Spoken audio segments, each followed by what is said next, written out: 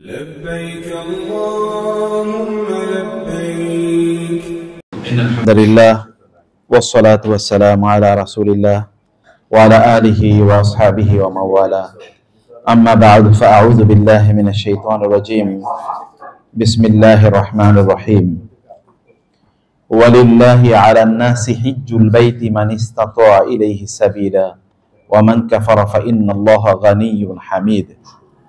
وقال النبي صلى الله عليه وسلم: العمرة إلى العمرة كفارة لما بينهما. ثم قال: الحج المبرور ليس له جزاء إلا الجنة. আল্লাহ তাআলা শুকর আদায় করছি, তিনি আমাদেরকে আজকের হজ এবং উমরা এর প্রশিক্ষণের এই সেশনে অংশগ্রহণের তৌফিক দান করেছেন। এই কারণে বলছি আলহামদুলিল্লাহ। রাসূলুল্লাহ সাল্লাল্লাহু আলাইহি ওয়াসাল্লামের উপর দরুদ এবং সালাম বর্ষিত হোক। আল্লাহুম্মা সাল্লি ওয়া সাল্লিম আলা নাবিয়িকা মুহাম্মদ, আল্লাহুম্মা সাল্লি আলাইহি, আল্লাহুম্মা বারিক আলাইহি। হজ এবং উমরার পূর্বে আমাদের যে বিষয়টি আমাদেরকে অনুপ্রাণিত করে হজ এবং উমরার ক্ষেত্রে, সেটি হলো এটি এমন একটি জায়গা যেই জায়গাটি মানব ইতিহাসের শুরুর সাথে সম্পৃক্ত এবং ইসলামের সূচনা লগ্নের বহু স্মৃতি এই জায়গার মধ্যে রয়েছে। এবং আমাদের দৈনন্দিন জীবনে ইবাদতের বা আল্লাহর সাথে যে আমাদের রিলেশন, কানেকশন, এর সাথে সম্পৃক্ত বহু স্থাপনা, স্মৃতি, মাশায়ের বা শাআয়ের এখানে রয়েছে। আপনি যদি চিন্তা করে দেখেন, এই মানব ইতিহাসে বা সৃষ্টি জগতে পৃথিবীর প্রথম নির্মিত ঘরটি হচ্ছে বাইতুল্লাহ। ইন্না আউওয়ালা বাইতিন উদিয়া লিন-নাসি লাল্লাযী বিবাক্কাতা মুবারাকান ওয়া হুদাল লিল আলামিন ফীহি আয়াতুন বায়্যিনাতুন মাকামু ইব্রাহিম ওয়ালিল্লাহি আলান নাসি হিজ্জুল বাইতি মান ইসতাতা ইলাইহি সাবিলা। আল্লাহ সুবহানাহু ওয়া তাআলা বলেছেন, পৃথিবীতে প্রথম নির্মিত ঘর এটি হচ্ছে লাল্লাযী বিবাক্কাতা মুবারাকা, যেটি বাক্কায় মানে মক্কায় যেটি আছে, এবং এটি মোবারক, বারাকাপূর্ণ। ওয়া হুদাল লিল আলামিন, জগৎবাসীর জন্য এটি হেদায়েতের কেন্দ্র। ফীহি আয়াতুন বায়্যিনাত, এর মধ্যে রয়েছে ব্যাপক পরিমাণ স্পষ্ট নিদর্শন। কিসের নিদর্শন? নিদর্শন যেগুলো আল্লাহ সুবহানাহু ওয়া তাআলা এর অস্তিত্ব, আল্লাহর ওয়াহদানিয়ত, আল্লাহর একত্ববাদ, আল্লাহ সুবহানাহু ওয়া তাআলা একত্ব এবং রিসালাতের বিশুদ্ধতার প্রতি ইঙ্গিত করে। আয়াতুন বায়্যিনাত, এবং সেখানে রয়েছে মাকাম ইব্রাহিম, এগেইন অ্যানাদার প্লেস যেটা ইব্রাহিম আলাইহিস সালাতু ওয়াস সালামের স্মৃতিকে ধারণ করে। এবং এরপরে আল্লাহ তাআলা বলেন, এই জায়গাগুলোকে কেন্দ্র করে তোমাদের হজ করা সামর্থ্যবানদের জন্য উচিত। আল্লাহ সুবহানাহু ওয়া তাআলা বলছেন,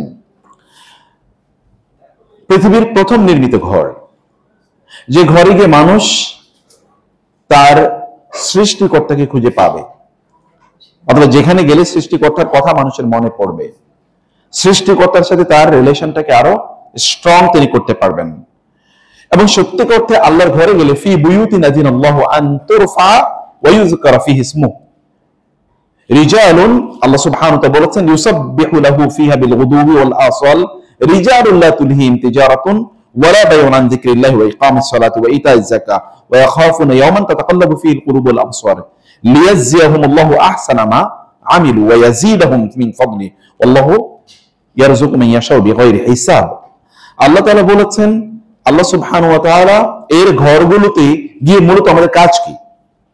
সেখানে আমাদের নিজেদের উন্নয়ন এবং আল্লাহ সুবহানাহু ওয়া তাআলা এর জিকির, মানে দুটো সাইমালটেনিয়াসলি চলে। আল্লাহর জিকির হয়, এর পাশাপাশি সাইমালটেনিয়াসলি আমাদের উন্নয়ন ঘটে। আমাদের কিসের উন্নয়ন ঘটে? আমাদের আত্মার উন্নয়ন ঘটে। মানুষ কেবলমাত্র শারীরিক ভাবেই তৈরি কোনো প্রাণী না। মানুষের দুটি জিনিস আছে। অন্যান্য প্রাণীর সাথে মানুষের পার্থক্য ঠিক এই জায়গায়, অন্য প্রাণীর তার আত্মার উন্নয়নের কোনো প্রয়োজন নেই, বা তার আত্মা নেই বলতে গেলেও চলে। প্রাণ তার আছে, কিন্তু রূহ আর প্রাণ, এটা নফস, এটা ভিন্ন জিনিস। অতএব তা হতে পারে রূহ বা এরকম কোনো কিছু নাই, বা থাকলেও তার রূহের আত্মার উন্নয়নের কোনো প্রয়োজন নেই, কিন্তু মানুষের আত্মার উন্নয়নের প্রয়োজন আছে, এবং আত্মার আলাদা খাবারের প্রয়োজন আছে। কেবল মানুষ খায় মানে শরীর সর্বস্ব পানি না, তার আত্মার উন্নয়নের জন্য তাকে আল্লাহর ঘরে যেতে হয়। ওয়ারাজুন কলবুহু মুআল্লাকুন বিল মাসাজিদি, মসজিদের সাথে তার ঘরটা, মানে তার মসজিদের সাথে, মানে আল্লাহর ঘরের সাথে তার সব সময় তার অন্তরটাকে, তার আত্মাকে একেবারে সংযুক্ত রাখতে হয়, তাআল্লুক রাখতে হয়। এবং এই কারণে রাসূলুল্লাহ সাল্লাল্লাহু আলাইহি ওয়াসাল্লামের ইতিহাসে যদি আপনি দেখেন, মানব ইতিহাসে মানুষরা তার নিজেদের ঘর নির্মাণের পূর্বে আল্লাহর ইবাদতের ঘর নির্মাণ করেছে। মানে আপনার ফিজিক্যাল ফুড এর চেয়ে আপনার spiritual food is more important. মানে আপনার শারীরিক খাদ্যের চেয়ে আপনার আত্মার খাদ্য অনেক অনেক বেশি গুরুত্বপূর্ণ। এবং এই কারণে আল্লাহ সুবহানাহু ওয়া তাআলা তিনি সর্বপ্রথম এই পৃথিবীতে মানুষকে পাঠানোর পূর্বেই আল্লাহ তাআলা তার ঘর নির্মাণ করেছেন, যেটি ফেরেশতাদের মাধ্যমে আল্লাহ তাআলা করেছেন। অথবা আদম আলাইহিস সালাতু ওয়াস সালাম এসে প্রথম এই ঘরটি তিনি নির্মাণ করেন। এবং রাসূল সাল্লাল্লাহু আলাইহি ওয়াসাল্লাম কিন্তু একই সুন্নাহ তিনি প্র্যাকটিস করেছেন। রাসূল সাল্লাল্লাহু আলাইহি ওয়াসাল্লাম যখন মদিনায় যান, তিনি প্রথম কি করেছেন? আপনি জানেন যে কুবা অঞ্চলে, এখনো তিনি মদিনার অভ্যন্তরে প্রবেশ করেন নাই, কুবা অঞ্চলে তিনি গিয়ে প্রথম মসজিদ নির্মাণ করেন। এবং সেই মসজিদের কথা আল্লাহ তাআলা কোরআনে সে কথা বলেছেন, লামাসজিদুন উসসিসা আলা তাকওয়া মিন আউয়াল ইয়াউমিন আহাক্কু আন তাকুমা ফিহি রিজালুন ইউহিব্বুনা আন ইয়াতাতাহহারু ওয়াল্লাহু ইউহিব্বুল মুত্তাহহিরিন। আল্লাহ তাআলা বলেছেন যে যেই ঘরটি তাকওয়ার উপর নির্মাণ করা হয়েছে, সেই ঘরে দাঁড়িয়ে সালাত আদায় করা এটি আপনার জন্য অনেক বেশি উচিত। এবং আপনি সেখানে যাবেন, কারণ সেখানে ফিহি রিজালুন, দেয়ার সাম পিপল, অথবা এমন কিছু লোক সেখানে আছে যারা ইউহিব্বু আন ইয়াতাতাহহারু, they love to remain purified, pure and purified, তারা সেখানে পবিত্র থাকতে তারা ভালোবাসে। এবং আল্লাহ তাআলা যারা পবিত্র থাকতে চান, আল্লাহ তাআলা তাদেরকে ভালোবাসেন। এই মসজিদের কথা আল্লাহ তাআলা বলেছেন। রাসূল সাল্লাল্লাহু আলাইহি ওয়াসাল্লাম তার আরেকটু সামনে গেলেন, এর সময় মানে জুমার নামাজের নির্দেশনা আল্লাহর পক্ষ থেকে আসে, জুমা ফরজ হয়, এরপর সেখানে মসজিদুল জুমা তিনি তৈরি করেন। এখন আপনার মদিনায় গেলে মসজিদুল জুমা দেখবেন। এরপর যখন মদিনার অভ্যন্তরে যান, তার উটটি যে জায়গায় বসে সেখানে তিনি থাকবেন। কিন্তু তারপরে তিনি করেছেন কি? Before building his own house, his own residence, he build a house for the worship of Allah. Allah সুবহানাহু ওয়া তাআলা এর ইবাদতের জন্য তিনি কিন্তু বাড়ি, মানে ঘর নির্মাণ করেন, যেটা আপনার মসজিদে নববী জানেন। এবং মসজিদে নববীর পাশেই বা মসজিদে নববীর একটা অংশকে তিনি তার থাকার ঘর হিসেবে তৈরি করেছেন। কিন্তু সব জায়গায় ঘর, তার নিজেদের ঘর নির্মাণের পূর্বে তারা মসজিদ নির্মাণ করেছেন আল্লাহর ইবাদত। কারণ মানুষ কেবলমাত্র যদি শরীর সর্বস্ব প্রাণী হয়, তাহলে উলাইকা কাল আনআমি বাল হুম আযাল, তাহলে তারা অন্যান্য অ্যানিমালস এর মতো তারা হবে। there will be not big difference between them and other animals of the jungles, এর মধ্যে কোনো বড় ডিফারেন্স হবে না। আর আত্মার উন্নয়ন ইজ ভেরি ইম্পর্টেন্ট। আত্মার উন্নয়ন হয় মসজিদে গিয়ে। আর আমরা যদি হজ বা উমরার কথা বলি, তাহলে এটা বাইতুল্লাহ কেন্দ্রিকই। Most of the works, activities, performances এগুলো সব কিন্তু বাইতুল্লাহর সাথেই সম্পৃক্ত। বাইতুল্লাহ আশপাশে, বাইতুল্লাহকে কেন্দ্র করে যে হারাম এর হুদুদ তৈরি করা হয়েছে, এই হুদুদকে কেন্দ্র করে এই অ্যাক্টিভিটিস গুলো হয়। ফলে আমাদের স্পিরিচুয়াল ফুড এর জন্য সেখানে আমাদেরকে বারবার ছুটে যেতে হয়। আল্লাহ তাআলা এই কথা কোরআনে সূরাতুল বাকারায় উল্লেখ করেছেন। ইব্রাহিম আলাইহিস সালাতু ওয়াস সালাম যখন বাইতুল্লাহ নির্মাণ করলেন, ওই ইয়ারফাউ ইব্রাহিমুল কওয়াইদা মিনাল বাইতি ওয়া ইসমাঈল রব্বানা তাকাব্বাল মিন্না ইন্নাকা আনতাস সামিউল আলিম। এরপরে অন্য সূরাতে আল্লাহ তাআলা বললেন ইব্রাহিম আলাইহিস সালাম তার সন্তানকে সেখানে রেখে গিয়েছেন। কেন? সেই আপনার ফিলিস্তিন থেকে তিনি তার স্ত্রী এবং তার সন্তানকে কেন এই মক্কার এই জায়গায় রেখে গেলেন? বাইতুল্লাহ তিনি প্রথম নির্মাণ করেন না। ইট ওয়াজ বিল্ট আপ বাই আদম আলাইহিস সালাতু ওয়াস সালাম, লেটার অন বাই নূহ আলাইহিস সালাম, এরপর অন্যান্য নবীরা এটি করেছেন। মানে এরপরে এটি ইব্রাহিম আলাইহিস সালাতু ওয়াস সালাম, আমরা যদি ইতিহাসের সবচেয়ে গুরুত্বপূর্ণ নির্মাণের কথা বলি, সেটা ইব্রাহিম আলাইহিস সালাম করেছেন। এবং কোরআন তার মানে এই দ্বিতীয়বার কোরআন এই ঘরের নির্মাণের কথা আলোচনা করতে গিয়ে কোরআন বলেছেন ইব্রাহিম আলাইহিস সালাম করেছেন। কিন্তু ইব্রাহিম আলাইহিস সালাম কেন এখানে আসলেন? এটা তো মক্কা একটা ডেজার্ট, এবং সেখানে কোনো মানুষ নাই, সেখানে কোনো প্রাণী নাই, সেখানে কোনো মানে সেখানে পানি নাই, সেখানে গাছ গাছালি নাই, ঘর বাড়ি নাই, কোনো কিছু নেই, অনলি ডেজার্টস এন্ড মাউন্টেন্স এবং পাথুরে মাউন্টেন। সেখানে এই জায়গায় তিনি বললেন যে রব্বানা ইন্নী আসকানতু মিন যুররিয়াতি বিওয়াদিন গায়রি জি যারাইন ইনদা বাইতিকাল মুহাররাম রব্বানা লিয়ুকিমুস সালাহ ফাজআল আফইদাতাম মিনান নাসি তাউবি ইলাইহিম ওয়ারযুকু মিনাস সামারাতি লাআল্লাহুম ইয়াশকুরুন। তিনি বললেন, হে আল্লাহ, আমি আমার মিন যুররিয়াতি, আমার প্রজন্ম, যুররিয়া তিনি কিন্তু তার স্ত্রী এবং তার একজন সন্তানকে, এই যে ইনফ্যান্ট, তাকে এখানে রেখে যেতেন। তারপর বলছেন ইন্নী আসকানতু মিন যুররিয়াতি, আমার মানে আমার জেনারেশনস, আমি তাদেরকে, যুররিয়া এটা কিন্তু বহু বছর, মাই অফস্প্রিং, মাই চিলড্রেন তো একজন চাইল্ড মাত্র, কিন্তু বলছেন আমি আমার চিলড্রেনদেরকে এখানে রেখে গেলাম। ইনদা বাইতিকাল মুহাররাম, আপনার পবিত্র ঘর, এখনো কিন্তু ঘর নির্মাণ হয় নাই, মানে ওই অর্থে। কিন্তু তিনি বলছেন যে আপনার পবিত্র সম্মানিত ঘরের কাছে আমি তাদেরকে রেখে গেলাম। কারণ কি? উদ্দেশ্য কি? What is the objective, what is the purpose? রব্বানা লিইউকিমুস সালাহ, লি এটা লি আসসাবাবিয়া, ফর, লি মানে হচ্ছে ফর। তারা কেন, উদ্দেশ্য কি? উদ্দেশ্য লিইউকিমুস সালাহ, so that they can establish the prayers, যেন তারা নামাজ কায়েম করতে পারে। অতএব এখানে মূল উদ্দেশ্য, আমি এখানে কেন রেখে গেলাম, 1000 কিলোমিটার দূরে এসে এখানে রেখে যাওয়ার উদ্দেশ্য হচ্ছে এই ঘরের কাছে তারা থাকবে এবং এই ঘরে তারা সালাত আদায় করবে, ঘরকে তারা তারা এটাকে ইমারত করবে। ইন্নামা ইয়ামুরু মাসাজিদাল্লাহি মান আমানা বিল্লাহি ওয়াল ইয়াউমিল আখির ওয়া আকামাস সালাতা ওয়া আতাজ যাকাতা ওয়া লাম ইয়াখশা ইল্লাল্লাহ, এটাকে তারা ইমারত করবে, মানে এই মসজিদকে তারা ইতিমার করবে। ইতিমার মানে হচ্ছে এই যে উমরা এবং ইতিমার এর সাথে কিন্তু সম্পর্ক আছে। আজালতুম সিকায়াতাল হাজ্জ ওয়া ইমারাতাল মসজিদিল হারাম, উমরা এবং ইতিমার বা মসজিদের ইমারা এর সাথে সম্পর্ক একই, আইন মিমরা একই শব্দ, একই বর্ণ এবং একই রূপ থেকে শব্দটি এসছে। তো বলেন তিনি যে আমি এখানে রেখে গেলাম, তাদের কাজ হবে এটাকে তারা আবাদ করবে, এখানে তারা সালাত আদায় করবে। হে আল্লাহ, এরপর মানুষের জন্য তারা আবেদন হলো রব্বানা হে আল্লাহ ফাজআল আফইদাতাম মিনান নাস, অর্থাৎ মানুষের অশান্ত অন্তরগুলো। আপনার Quranic Arabic is very amazing. এটা কোরআনিক অ্যারাবিক, এটা অন্যান্য ভাষার আরবি ভাষার মতো না। ইভেন এটা আরবি ভাষা থেকে ডিস্টিংক্ট। কিভাবে? আরবি ভাষাতে মানে মানুষের অন্তর বোঝানোর জন্য অনেকগুলো শব্দ আছে, এমনকি কোরআনে আপনি দেখবেন অন্তর বোঝানোর জন্য কখনো কলব, কখনো ফুয়াদ, এরকম শব্দ ব্যবহার করা হয়েছে। এবং কলব এবং ফুয়াদের পার্থক্যটা কি? ইব্রাহিম হোসেন কেন বললেন ফাজআল আফইদাতাম মিনান নাস? আফইদা মানে হচ্ছে ফুয়াদ, ফুয়াদের প্লুরাল, বহুবচন, যে মানুষের অন্তরগুলোকে তাহওয়ি ইলাইহিম, এখানে আপনি ছুটিয়ে দিন, যে তারা ছুটে আসবে এখানে।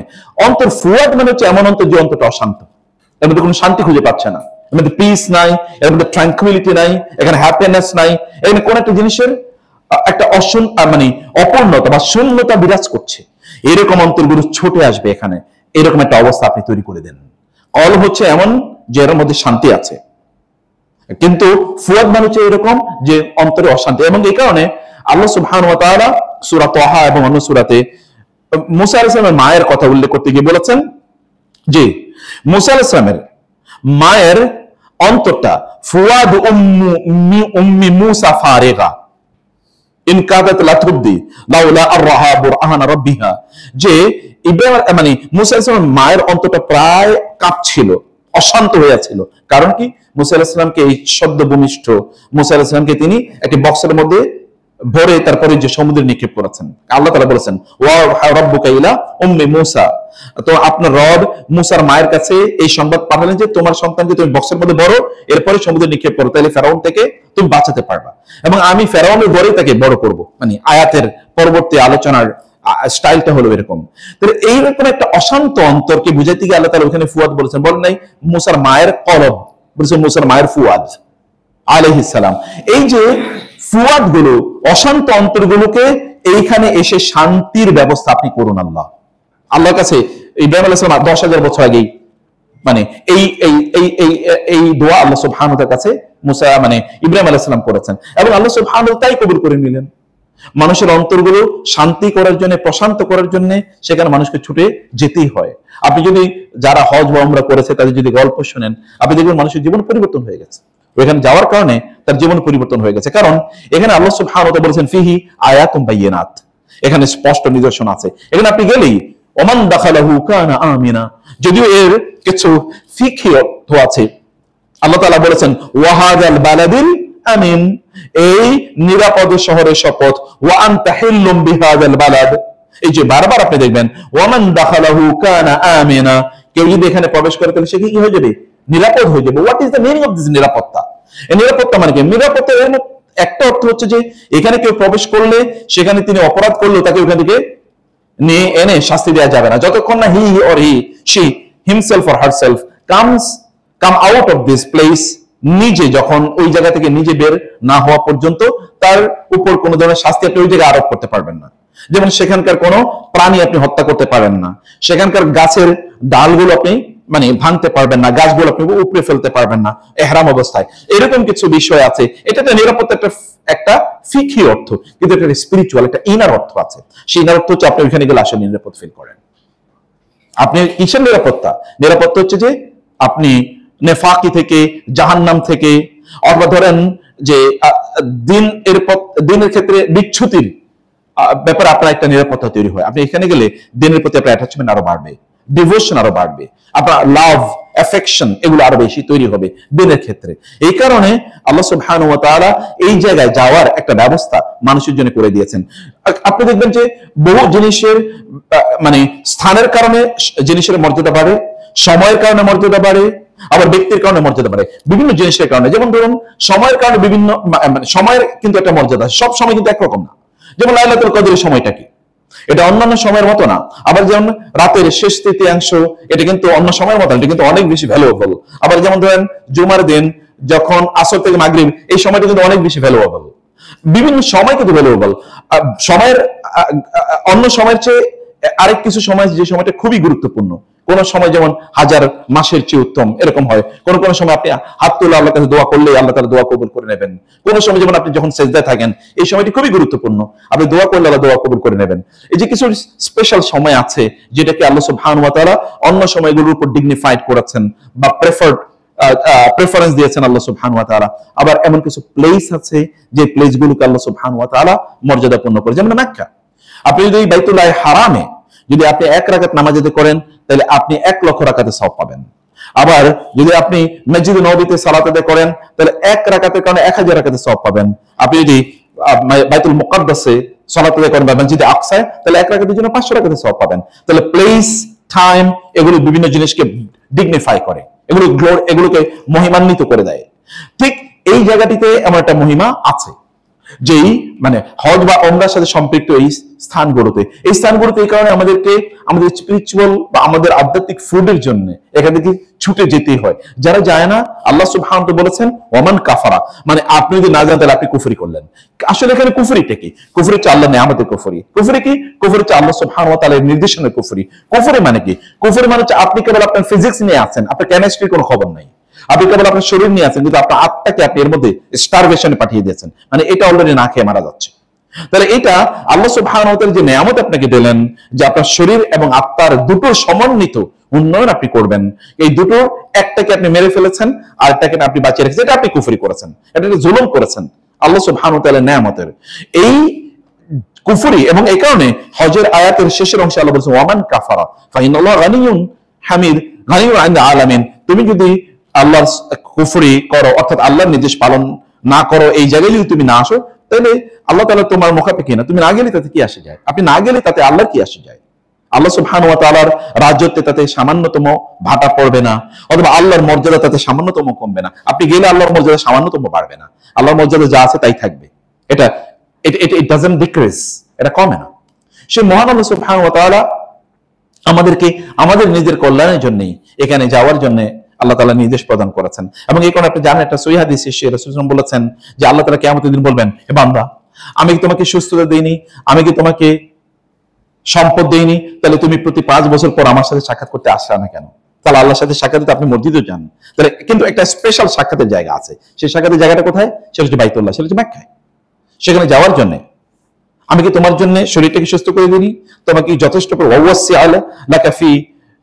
মালিক, আমি কি তোমাকে সম্পদ যথাযথ পরিমাণ দেইনি? তাহলে তুমি কি আমার কাছে আসার ফুরসত তুমি পাওনি? তুমি কেন আমার কাছে আসার ফুরসত তৈরি করলে না? এটিও কিন্তু কিয়ামতের দিন একটি প্রশ্নের ইস্যু দেখা দেবে। তো আমরা যে কথা বলছিলাম যে এটা একটা বিশাল একটা লাইফ চেঞ্জিং জার্নি। এটা সাধারণ কোনো জার্নি না। এটা হজ বা ওমরা যেটাই আপনি করেন না কেন, এটা লাইফ চেঞ্জিং জার্নি। যেহেতু হজের সফর সামনে আসছে, এটা জীবনকে পরিবর্তনকারী একটা সফর।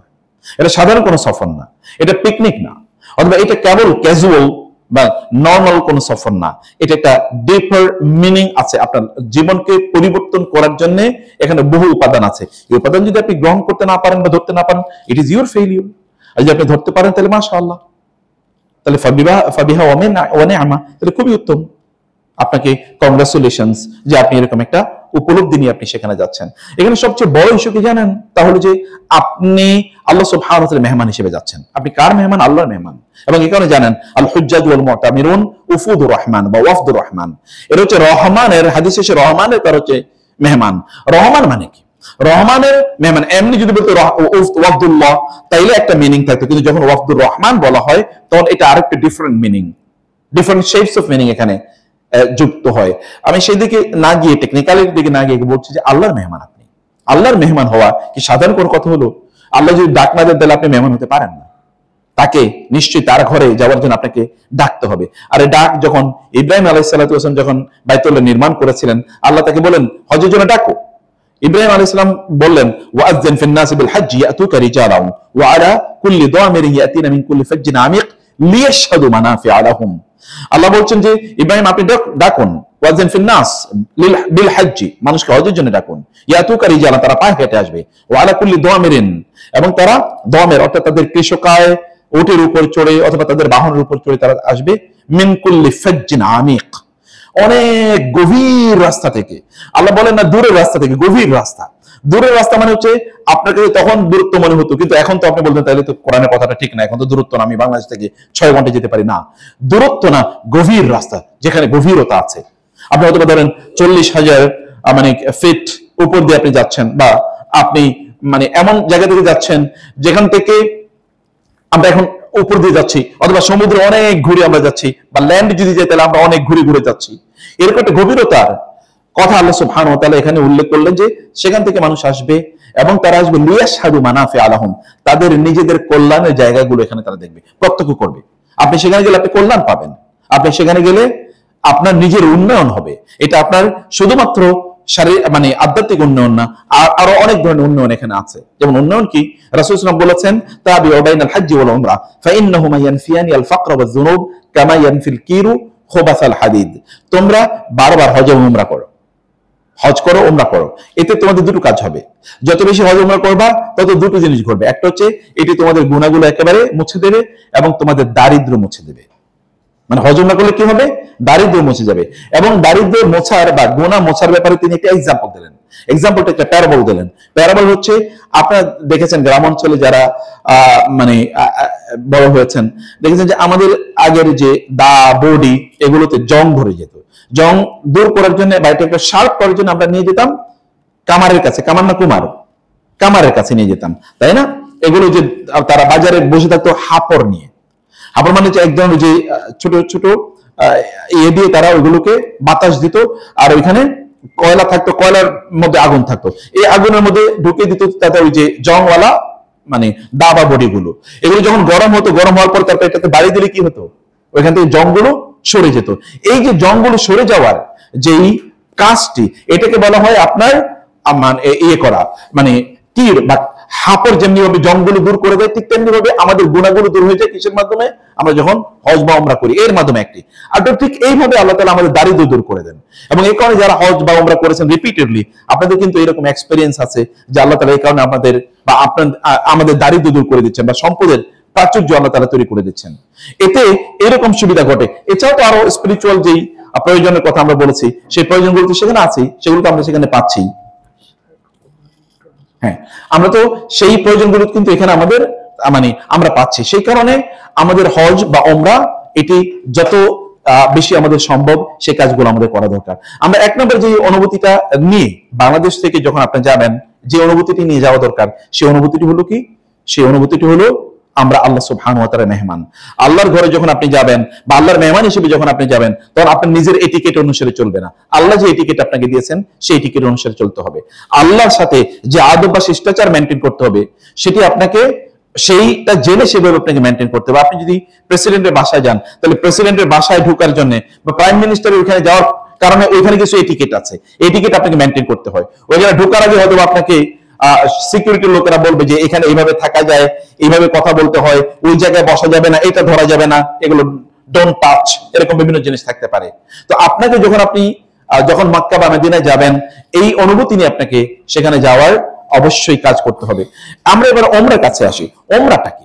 ওমরা এর আগে আমরা বলেছিলাম যে ওমরা শব্দটি এসে ওমর থেকে। ওমর মানে হচ্ছে কি? ওমর মানে হচ্ছে কোনো জিনিস আবাদ করা। তার মানে আপনি ওমরায় যখন আপনি যাচ্ছেন, তখন আপনি মূলত আপনার ঈমানকে আবাদ করবেন। এই আবাদের জন্য আপনি সেই জায়গায় যাচ্ছেন। আপনার প্রথমে আপনি যখন ওমরার জন্য মানে আপনি তো হজ করতে যাচ্ছেন, এবং অধিকাংশ আমরা যারা হজ করতে যাব বাংলাদেশ থেকে, আমরা কিন্তু কেরান হজ করি অথবা তামাত্তু হজ করি। কেরান হজটা একটু কঠিন, আপনি জানেন হজ 3 প্রকার হয়ে থাকে। এটা হচ্ছে কি? এটা হচ্ছে ইফরাদ, আর হচ্ছে তামাত্তু, আর হলো কেরান। ইফরাদ মানে কি শুধু আপনি হজ করবেন, এটা মক্কার লোকেরা বা আরবের লোকেরা বেশি করে সাধারণত। আর 2 নম্বর বিষয় হচ্ছে কি হজে তামাত্তু। তামাত্তু মানে হচ্ছে আপনি হজও করবেন ওমরাও করবেন, এটা তামাত্তু মানে হচ্ছে ভোগ করা, উপভোগ করা। তো আপনি গিয়েছেন হজ করার জন্য, কিন্তু আপনি একটা এক্সট্রা ওমরা উপভোগ করলেন। আর 3 নম্বর হচ্ছে কেরান। কেরান মানে হচ্ছে সংযুক্ত করা, তার মানে হজ এবং ওমরাকে আপনি সংযুক্ত করে ফেললেন। কিভাবে হচ্ছে কাজটি?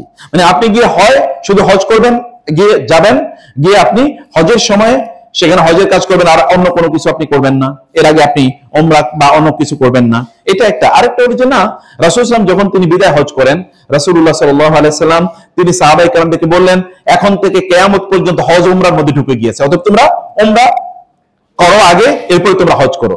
অথবা রাসূল সাল্লাল্লাহু আলাইহি ওয়াসাল্লাম তিনি নিজে কেরান হজ করেছেন, তিনি হজকে ওমরার সাথে মিলিয়ে করেছেন। এবং আপনি জানেন ওই বিখ্যাত হাদিসটি, আয়েশা রাদিয়াল্লাহু তাআলা তিনি কাঁদছিলেন হজ যখন শেষ, সবাই চলে আসছিল। তো রাসূল জিজ্ঞেস করেন আপনি কাঁদছেন কেন? তিনি বলেন সবাই হজ করেছে এবং ওমরা করেছে, আমি শুধু হজ করে যাব, আমি ওমরা করব না? বলে কি হয়েছিল? বলে এই হয়েছিল। বলে কোনো সমস্যা নাই, আপনি ওই তানঈম যেটাকে এখন মসজিদে আয়েশা বলে, ওইখানে হচ্ছে এটা হারামের বাইরে সবচেয়ে নিকটবর্তী হালাল জায়গা, ওইখানে যান, ওইখান থেকে আপনি ইহরামের নিয়ত করে এসে আপনি একটা ওমরা করেন, এরপরে আমরা যাই, তাহলে আপনারও হজ হবে ওমরাও হবে। এইভাবে হজ এবং ওমরা রাসূল সাল্লাল্লাহু আলাইহি ওয়াসাল্লামের বিদায় হজের সাথে দেখেছি আমরা দুটো একসাথে লেগে গিয়েছে।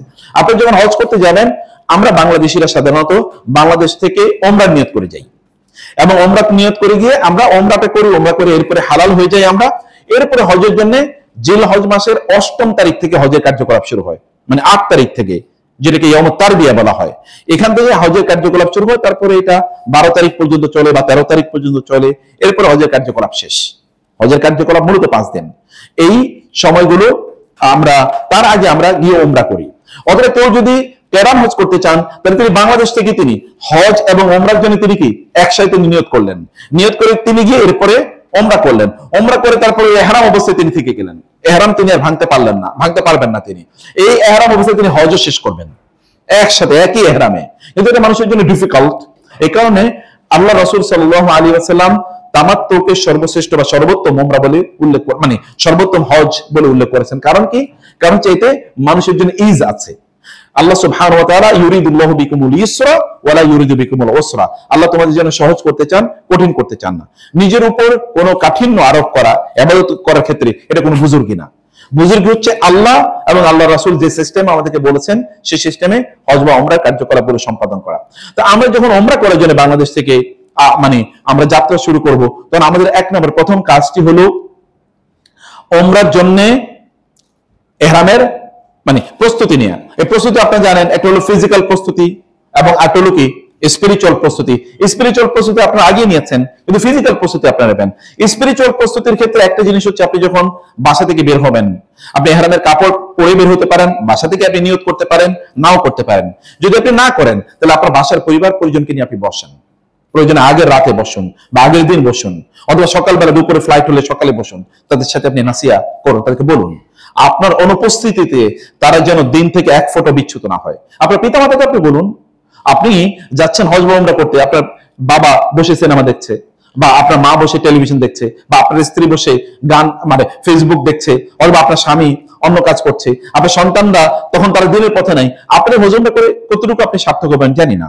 কারণ আপনার পরিবার পরিজনকে, কু আনফুসাকুম ওয়া আহলিকুম নারা, তোমার নিজকে এবং তোমার পরিবার পরিজনকে বাঁচাও, তাদেরকে নিয়ে বসুন, তাদেরকে নাসিহা করুন, যেন আপনার অনুপস্থিতিতে তারা যেন দিনের উপর থাকে। এটা তাদেরকে বুঝান, আপনি যে একটা বড় সফরে যাচ্ছেন, এই অনুভূতিটি তাদের মধ্যে তৈরি করে দেওয়া দরকার।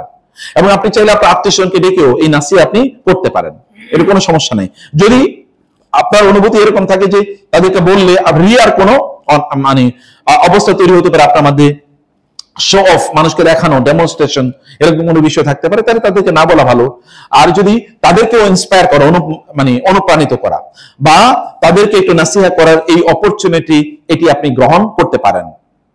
এই অপরচুনিটি গ্রহণ করা আপনার দরকার।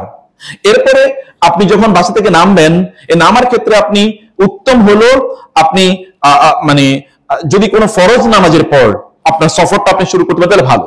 যেমন রাসূলুল্লাহ সাল্লাল্লাহু আলাইহি ওয়াসাল্লাম মদিনা থেকে যখন হজের উদ্দেশ্যে তিনি রওনা দিয়েছেন বিদায় হজে, তখন তিনি জোহরের নামাজ পড়ে তার মসজিদে নববীতে তিনি জোহরের নামাজ পড়েছেন, পড়ে তারপরে তিনি বাসায় গিয়েছেন, এরপরে তিনি এখান থেকে রওনা দিয়েছেন, তারপরে তিনি রওনা দিয়েছেন।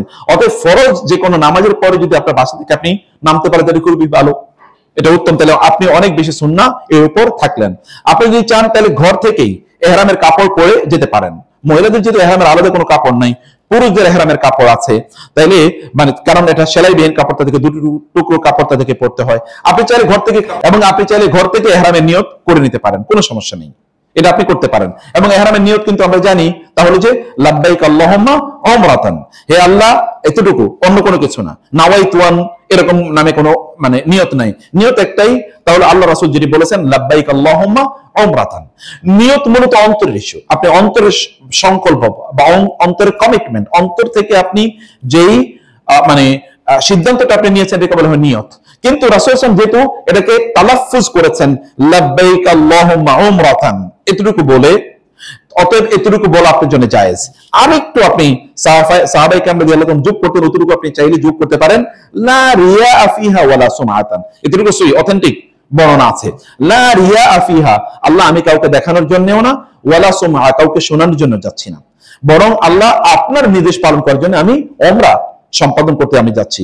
এতটুকু আপনি বলে আপনার নিয়ত করে আপনি করতে পারেন। ইহরামের কাপড় পরার পরে আপনি নিয়ত করতে পারেন। ইহরামের কাপড় পরার আগে আপনার দুটো কাজ আছে। এর মধ্যে একটা কাজ হচ্ছে পবিত্র মানে হয়ে নেওয়া, পবিত্র মানে গোসল করে হয়ে যাওয়া, মানে আপনার মানে এর আগে যত ধরনের ক্লিনলিনেস আছে সকল ধরনের ক্লিনলিনেস করে আপনি তারপরে ওমরার কাপড় বা ইহরামের কাপড় পরা আপনার জন্য উত্তম। এটি এক নম্বর কাজ। যখন আপনি পবিত্র হয়ে নিয়েছেন বা গোসল করেছেন, গোসল করে আপনি পড়লেন, গোসল করে ইহরামের কাপড় পরার আগে শরীরে একটু সুগন্ধি মাখা, এটা সুন্নাহ। শরীরে সুগন্ধি মাখা কি সুন্নাহ, এটা পুরুষদের জন্য বলছি। মহিলাদের জন্য এমন কোন সুগন্ধি মাখা জায়েজ নেই যে সুগন্ধি তার শরীরকে অতিক্রম করে অন্য কারো, অন্য কোনো পুরুষের নাকে বা অন্য কোনো মানুষের নাকে গিয়ে পড়বে। যদি এটা করে তাহলে রাসূল সাল্লাল্লাহু আলাইহি ওয়াসাল্লাম বলেছেন ফাইন্নাহা জানিয়া, তাহলে তিনি জানাকারিনী হিসেবে বিবেচিত হবেন। তাহলে তার কাজ কি, তিনি আবার গোসল করবেন। গোসল করে ওই যে গা থেকে যে গ্রাম যেটা বের হচ্ছে বা স্মেল বা সেন্ট যেটা বের হচ্ছে, এর জন্য কোনোভাবে বের না হয় এমন সেন্ট, বা যেটাকে আমরা ওই যে ডিওড্রেন্ট বলছি বা এই যে আরো পাউডার, এগুলো তারা ব্যবহার করতে পারেন, যেগুলো তার শরীরের গন্ধটা একটু কমিয়ে দেবে, তার শরীর পর্যন্ত থাকবে, অন্য কোনো জায়গায় এই গন্ধটা যাবে না, এতটুকু পর্যন্ত তিনি ব্যবহার করতে পারেন। আদারও জন্য কিছু ব্যবহার করবেন। কিন্তু পুরুষরা তারা পারফিউম ব্যবহার করবেন, পারফিউম মানে হচ্ছে আতর ব্যবহার করুন, এমন কোনো কিছু আপনি ব্যবহার করেন যেটা হালাল, এটি ব্যবহার করা ইহরামের কাপড় পরার আগে এটা জায়েজ। আপনার শরীরে আপনি মাখবেন, এর কিন্তু ইহরামের কাপড়ের জন্য না লাগে। এরপর আপনি ইহরামের কাপড় পরে নেবেন। পরে নিয়ে আমরা বলছি যে আপনি চাইলে এখানে নিয়ত করতেও পারেন, অথবা আপনি নিয়ত না করে ইহরামের কাপড় পরে আপনি বের হয়ে গেলেন, কোনো সমস্যা নেই। আপনি নিয়ত করবেন, সিদ্ধান্ত নেবেন এয়ারপোর্টে গিয়ে, অথবা আপনি সিদ্ধান্ত নিতে পারেন যখন ইয়ালাম নাম জায়গা বা মানে জেদ্দার প্রায় আধা ঘন্টা আগে তখন ডিক্লেয়ার করবে আমরা কিছুক্ষণ পরে মিকাত অতিক্রম করব, সেখানে আপনি করতে পারেন। আমি পার্সোনালি প্রেফার করি পুরুষরা আগে কাপড়টা পরে নেওয়ার জন্য, এই জন্য কারণ এরপরে দেখা যায় আপনার কাপড় আপনি লাগেজের মধ্যে রেখে দিয়েছেন আর আপনার খবর নাই, অথবা আপনি জুতা স্যান্ডেল তো আপনাকে পড়তে হবে কিন্তু আপনি শো পরে আছেন, আপনার মনে নেই, অথবা কখনো কখনো এমন হয় যে আপনি তখন ঘুমিয়ে পড়েছেন, আপনার তখন মানে ইহরাম করার কথা আপনার মনে পড়ে, তখন আপনি কি মিকাত অতিক্রম করে চলে গেছেন, এরকম অনেক ঘটনা ঘটতে পারে। সেই কারণে আপনি ইহরামের কাপড়টা এখান থেকে পরে যাওয়াটা আপনার জন্য উত্তম, কারণ ওইখানে আপনি ইহরামের কাপড় অনেক সময় পড়তে পারবেন না বা পরার মতো সময় পাচ্ছেন না, অথবা পড়তে গিয়ে আপনি অন্য কাপড়গুলো কোথায় রাখবেন এটা জানেন না। আমি এরকম অনেককে দেখেছি যে ইহরামের কাপড় লাগেজের মধ্যে, এখন তিনি করবেন কি? অনেকে দেখেছি স্যান্ডেল নাই, এখন করবেন কি? এরকম বহুত বিপদের মধ্যে থাকতে পারেন। তো আপনি ইহরামের কাপড়টা এখান থেকে ঘর থেকে পরেও যেতে পারেন, কোনো সমস্যা নেই, এই কমফোর্টেবল আপনি পোশাক পরলেন। আর মহিলাদের যেহেতু আলাদা ইহরামের কোনো মানে নাই, কাপড়ের কোনো আলাদা কোনো রিকোয়ারমেন্ট নাই, তারা তাদের ক্যাজুয়াল যে ড্রেস আছে সেটাই তারা পরবেন। ইহরামের কাপড় পড়ার পর আমাদের দেশে প্রচলন আছে যে 2 রাকাত নামাজ, ইহরামের 2 রাকাত নামাজ আছে। ইহরামের কোনো নামাজ নেই, এটা সহি কোনো অথেন্টিক কোনো বর্ণনায় এটা প্রমাণিত নয়, ইহরামের কোনো নামাজ নেই। কিন্তু আমরা বলেছি কি, ইহরামের কাপড় পরার আগে আপনি ফরজ নামাজ পড়ে যদি আপনি ইহরামের কাপড় পরেন তাহলে আপনি অনেক বেশি সুন্নাহর উপর থাকবেন। ফরজ নামাজ পড়ে, এটা জোহর হতে পারে, আসর হতে পারে, মাগরিব হতে পারে, আপনার স্কেডিউল অনুসারে, ফ্লাইটের স্কেডিউল অনুসারে আপনি এটা পড়ে নেবেন আর কি। তো এরপরে আমাদের কাজ হচ্ছে আমরা যখন ঘর থেকে নামবো, আমরা অধিকাংশ ক্ষেত্রে আমরা সুন্নাহ যাচ্ছি হজ বা উমরা করতে, কিন্তু কোনো সুন্নাহ ধারদারি আমরা নাই। ঘর থেকে যখন আপনি বের হচ্ছেন তখন কিন্তু বের হওয়ার দোয়া আছে কিনা? দোয়া বিসমিল্লাহি তাওয়াক্কালতু আলাল্লাহি ওয়ালা হাওলা ওয়ালা কুওয়াতা ইল্লা বিল্লাহ আল্লাহুম্মা ইন্নী আউযু বিকা আন আযিল্লা আও উযাল্লা আও আযিল্লা আও যাল্লা আও আযলিমা আও উযলামা আও আজহালা আও ইউজহালা আলাই। এই দোয়া আপনাকে পড়তে হবে। আপনি সফরে যাচ্ছেন, এই দোয়া আপনাকে পড়া লাগবে। এরপর আপনি যখন গাড়িতে ওঠেন, গাড়িতে তো আপনি বিসমিল্লাহ বলে আপনার ডান পা দিয়ে আপনি গাড়িতে উঠবেন। এরপরে গাড়িতে উঠে কি আল্লাহু আকবার, আল্লাহু আকবার, আল্লাহু আকবার, সুবহানাল্লাযী সাখখারা লানা হাযা ওয়া মা কুন্না লাহু মুকরিনিন ওয়া ইন্না ইলা রাব্বিনা লামুনকালিবুন। এই দোয়া কে পড়বে? এই দোয়া তো আপনাকে পড়তে হবে।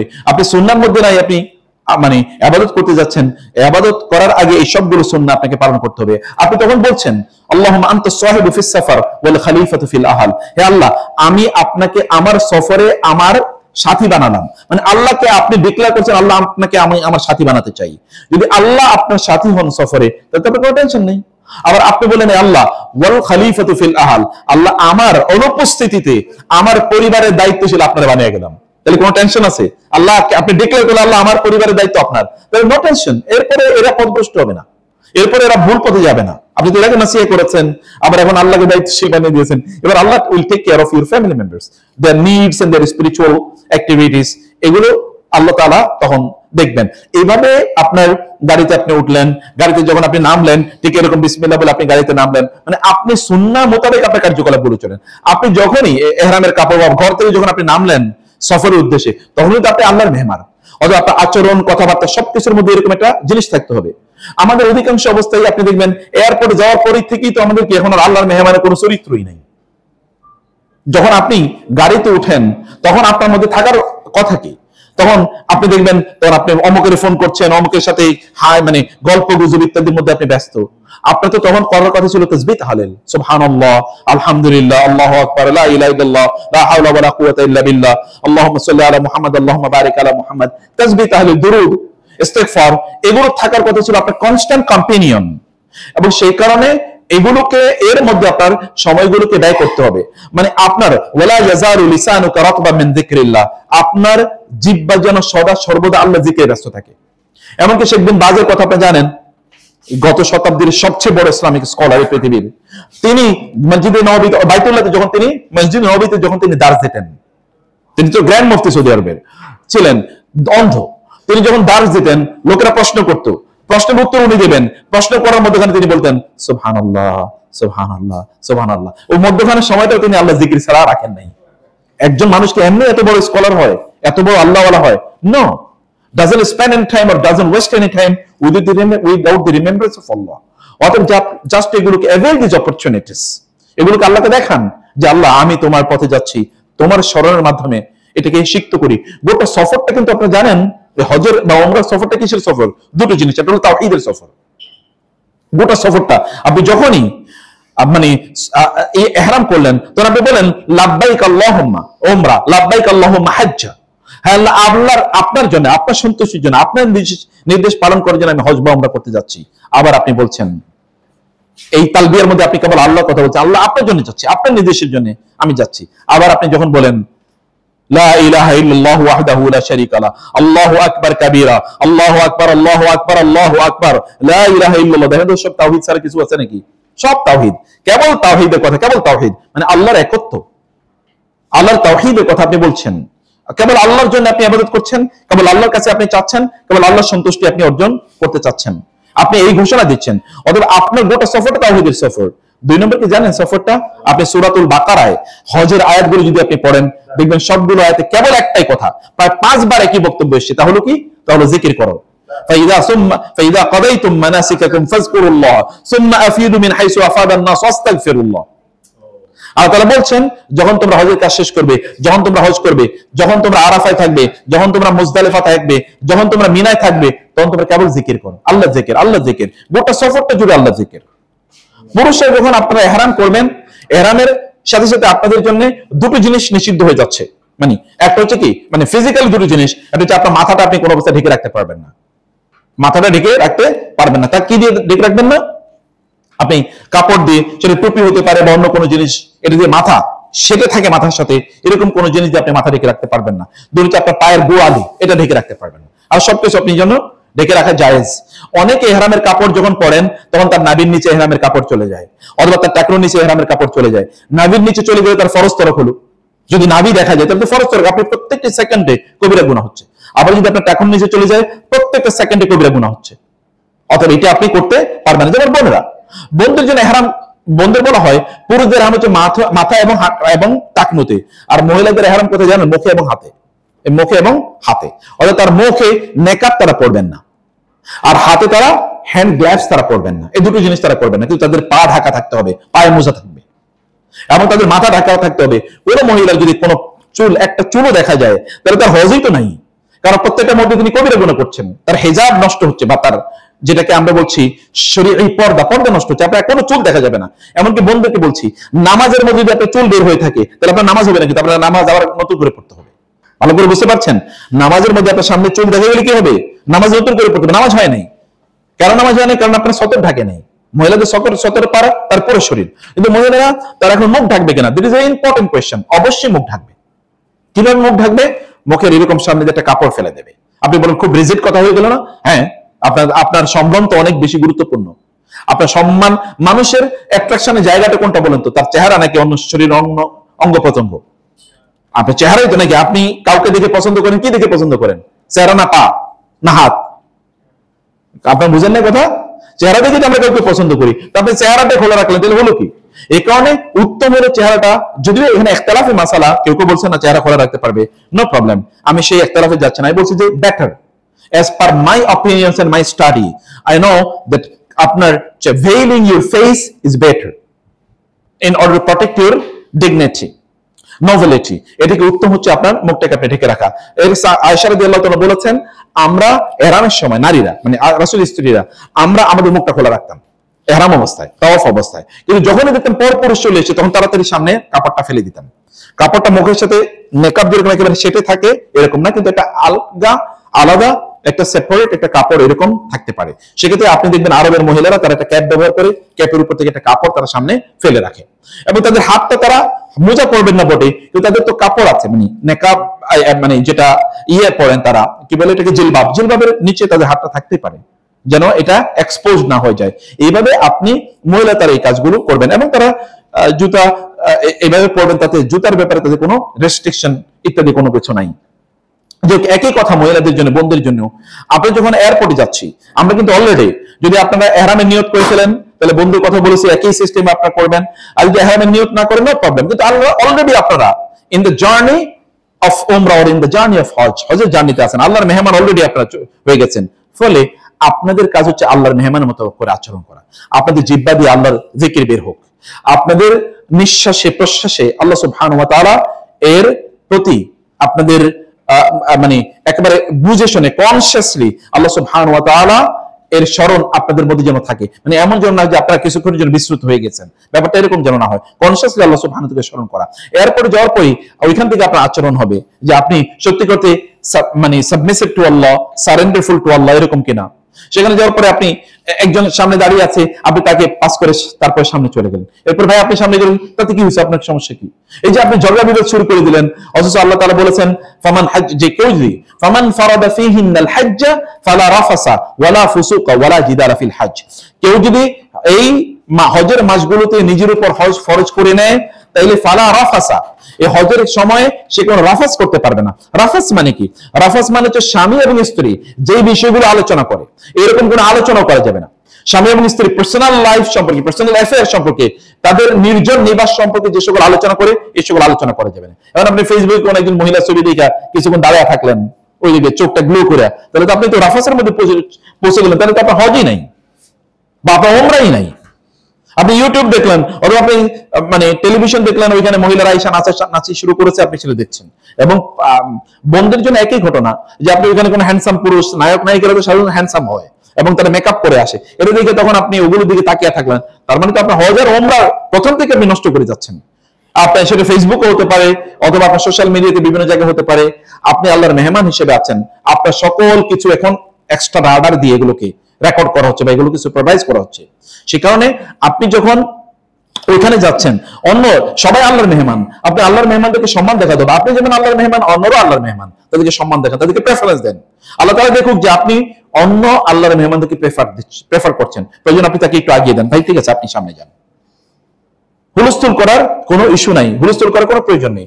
একজন আল্লাহর মেহমান খুবই কি হয়, তার আচরণে খুবই নমনীয় হয়, আচরণে খুবই সম্ভ্রান্ত হয়, কথাবার্তা খুবই কোমল হয়। আপনার কথাবার্তায়, আচরণে, চাহনিতে, দৃষ্টিতে সবকিছু আপনাকে কোমল হতে হবে। কোনো ঝগড়া বিবাদ না, ওলা জিদালা।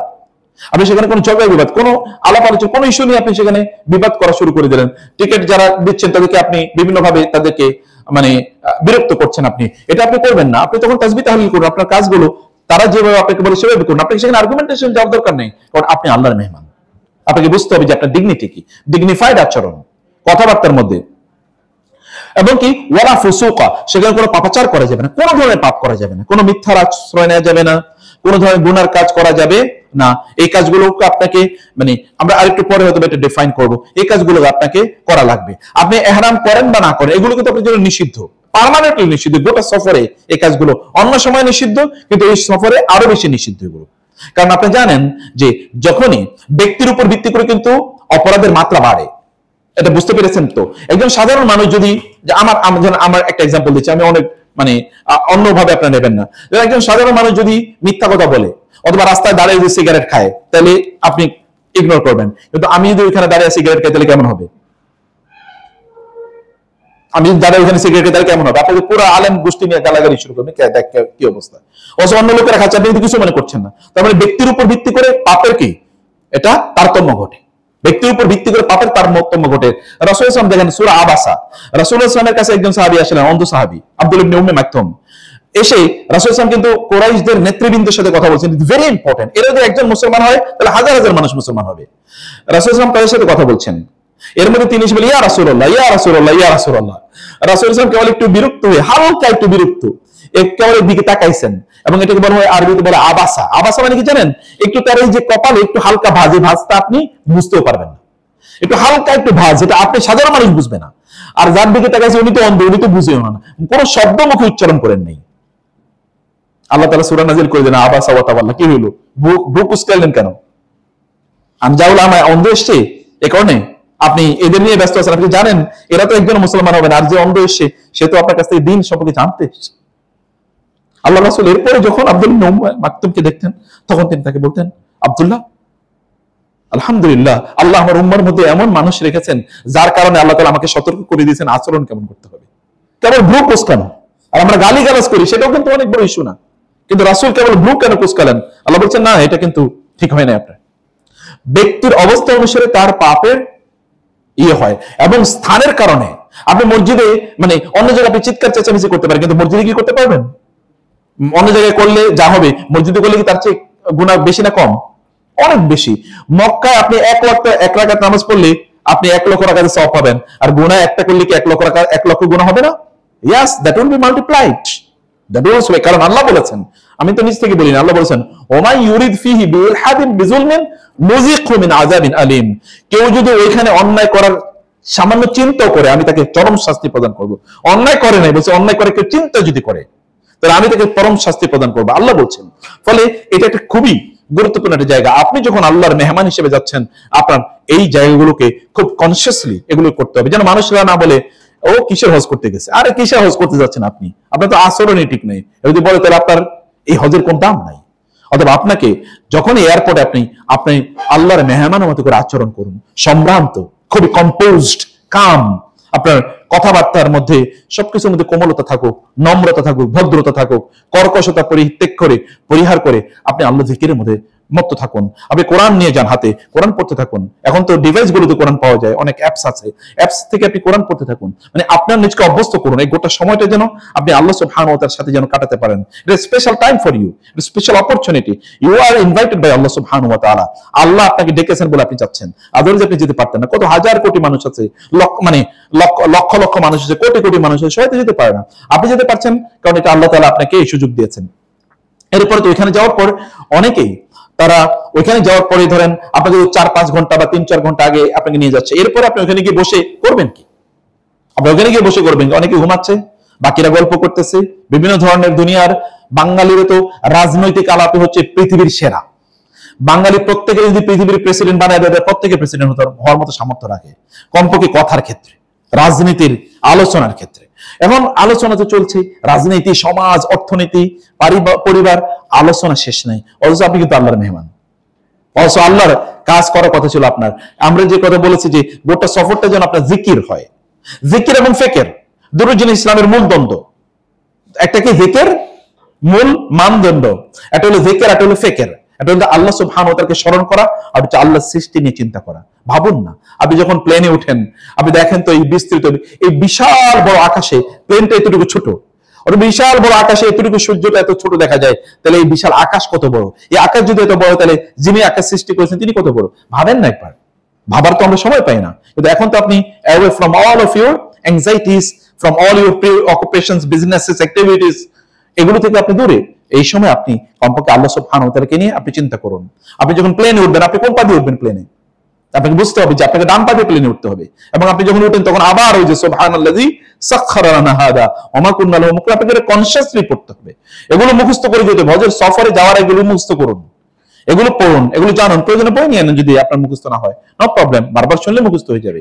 সেটা আপনাকে এইভাবে আপনাকে উঠে দরকার। আপনি কোন পা দিয়ে উঠছেন তাই আপনি জানেন না। ওইখানে যাওয়ার পর আপনাকে সালাত আদায় করতে হবে। আপনাকে হতে পারে যে সালাতের সময় হয়ে গেছে, আপনি এখনো যদি ডিলে করে আগের মতো করে নামাজ দেরি করে পড়েন, তাহলে আপনার এই হজ দিয়ে লাভ হবে কি, ওমরা দিয়ে লাভ হবে কি? আপনাকে এখন আল্লাহ ডেকেছেন, আল্লাহর ডাকে আপনি হাজার মাইল দূরে চলে যাচ্ছেন আল্লাহর ডাকে, আর মসজিদের ডাক বা নামাজের ডাক সেই পাশে, আপনি এখনো বসে আছেন, গল্প করতেছেন। সালাত একেবারে মানে অন টাইম মানে একেবারে ফার্স্ট টাইমে, প্রথম সময় আপনি সালাতে করা শুরু করুন, নামাজ পড়ুন। সেখানে গিয়ে আপনি, যেহেতু আপনি অলরেডি মুসাফির, আপনি সেখানে কসরের নামাজ আদায় করবেন, কিন্তু জামাত ছাড়া নামাজ আদায় করবেন না। অপরচুনিটি নেন, কারা অথবা আপনার সঙ্গী দেখে নেন, চলেন একসাথে নামাজ পড়তে যাই, তাদেরকে একটু নাসিহা করুন। ওয়া তাওয়াসাউ বিল হাক্কি ওয়া তাওয়াসাউ বিস সবর। মানুষকে নাসিহা করা এটা শ্রেষ্ঠতম ইবাদত। মানুষকে রাসূল জাবের ইবনে আব্দুল্লাহ রাদিয়াল্লাহু বলেছেন, বায়াতুন নবী সাল্লাল্লাহু আলাইহি ওয়াসাল্লাম আলা নুসহি লিকুল্লি মুসলিমিন, আমি রাসূলের হাতে এই মর্মে বায়াত করেছি, আমি মুসলমানদেরকে নসিহত করব, সব সময় কেবল নাসিহা করব। এই কারণে আব্দুল্লাহ ইবনে উমর রাদিয়াল্লাহু তাআলা আনহু বাজারে গিয়ে বলতেন, ইয়া ইবাদাল্লাহ, হে আল্লাহর বান্দারা, তোমরা আল্লাহরে ভুলে যেও না। এবং সেখানে গিয়ে জোরে জোরে তিনি তাসবিহ পড়তেন, সুবহানাল্লাহ, আলহামদুলিল্লাহ, আল্লাহু আকবার। কারণ বাজারের লোকেরা কি থাকে, ব্যস্ত থাকে কেনা বেচা নিয়ে, তখন যেন আল্লাহকে না ভুলে যায়, তিনি জোরে জোরে গিয়ে সেখানে পড়তেন, আল্লাহু আকবার, আল্লাহু আকবার, আল্লাহু আকবার, লা ইলাহা ইল্লাল্লাহ, এটা জোরে জোরে বলতেন, যেন মানুষদের আল্লাহর কথা পড়ে যায়। আপনার পাশের লোককে বলেন, ভাই সালাত আদায় করেছেন, চলেন আমরা একটু তাসবিহ পড়ি। আর আপনি যদি এর মধ্যে ইহরামের সিদ্ধান্ত নিয়ে থাকেন, নিয়ত করে থাকেন, তাহলে তো আপনাকে কি করতে হবে? আপনার লাব্বাইক আল্লাহুম্মা লাব্বাইক, ইট ইজ ইউর স্লোগান, এটা আপনাকে স্লোগান হিসেবে পড়তে হবে। এবং লাব্বাইক লা শারীকা লাক লাব্বাইক ইন্নাল হামদা ওয়ান নি'মাতা লাক ওয়াল মুলক লা শারীকা লাক, ভালোবেসে হৃদয় থেকে অনুভব করে এটা পড়েন। ক্যাজুয়াল কেবলমাত্র লিপ সার্ভিসিং বা মুখ থেকে কেবলমাত্র উচ্চারণ, এটা যেন না হয়, হাত থেকে উচ্চারণ। আপনি জানেন আল্লাহ শব্দটির মধ্যে যতটুকু বর্ণ আছে সবগুলো বর্ণ ভিতর থেকে উচ্চারণ করা হয়। এটা কিন্তু একটা জিহ্বা থেকে না, সবগুলো ভিতর থেকে।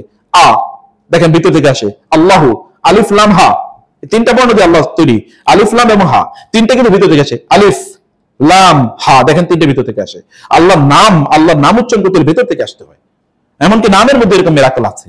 সে কারণে আল্লাহ সুবহানাহু ওয়া তাআলার স্মরণটা ভিতর থেকে আসুক। আপনি স্মরণটা এভাবেই করতে থাকেন, এভাবে আপনার সময় অতিক্রান্ত করেন। আপনি যখন যাওয়ার আগে অনুগ্রহ করে আপনার প্রয়োজন নিয়ে যাবেন, ওই যে তায়াম্মুমের মাটি নিয়ে যাবেন। আপনার ইয়েতেও মানে কি বলে প্লেনেও সেখানে উজু করে জায়গা আছে, কিন্তু অনেকে প্লেনে ব্যবহার করতে জানেন না।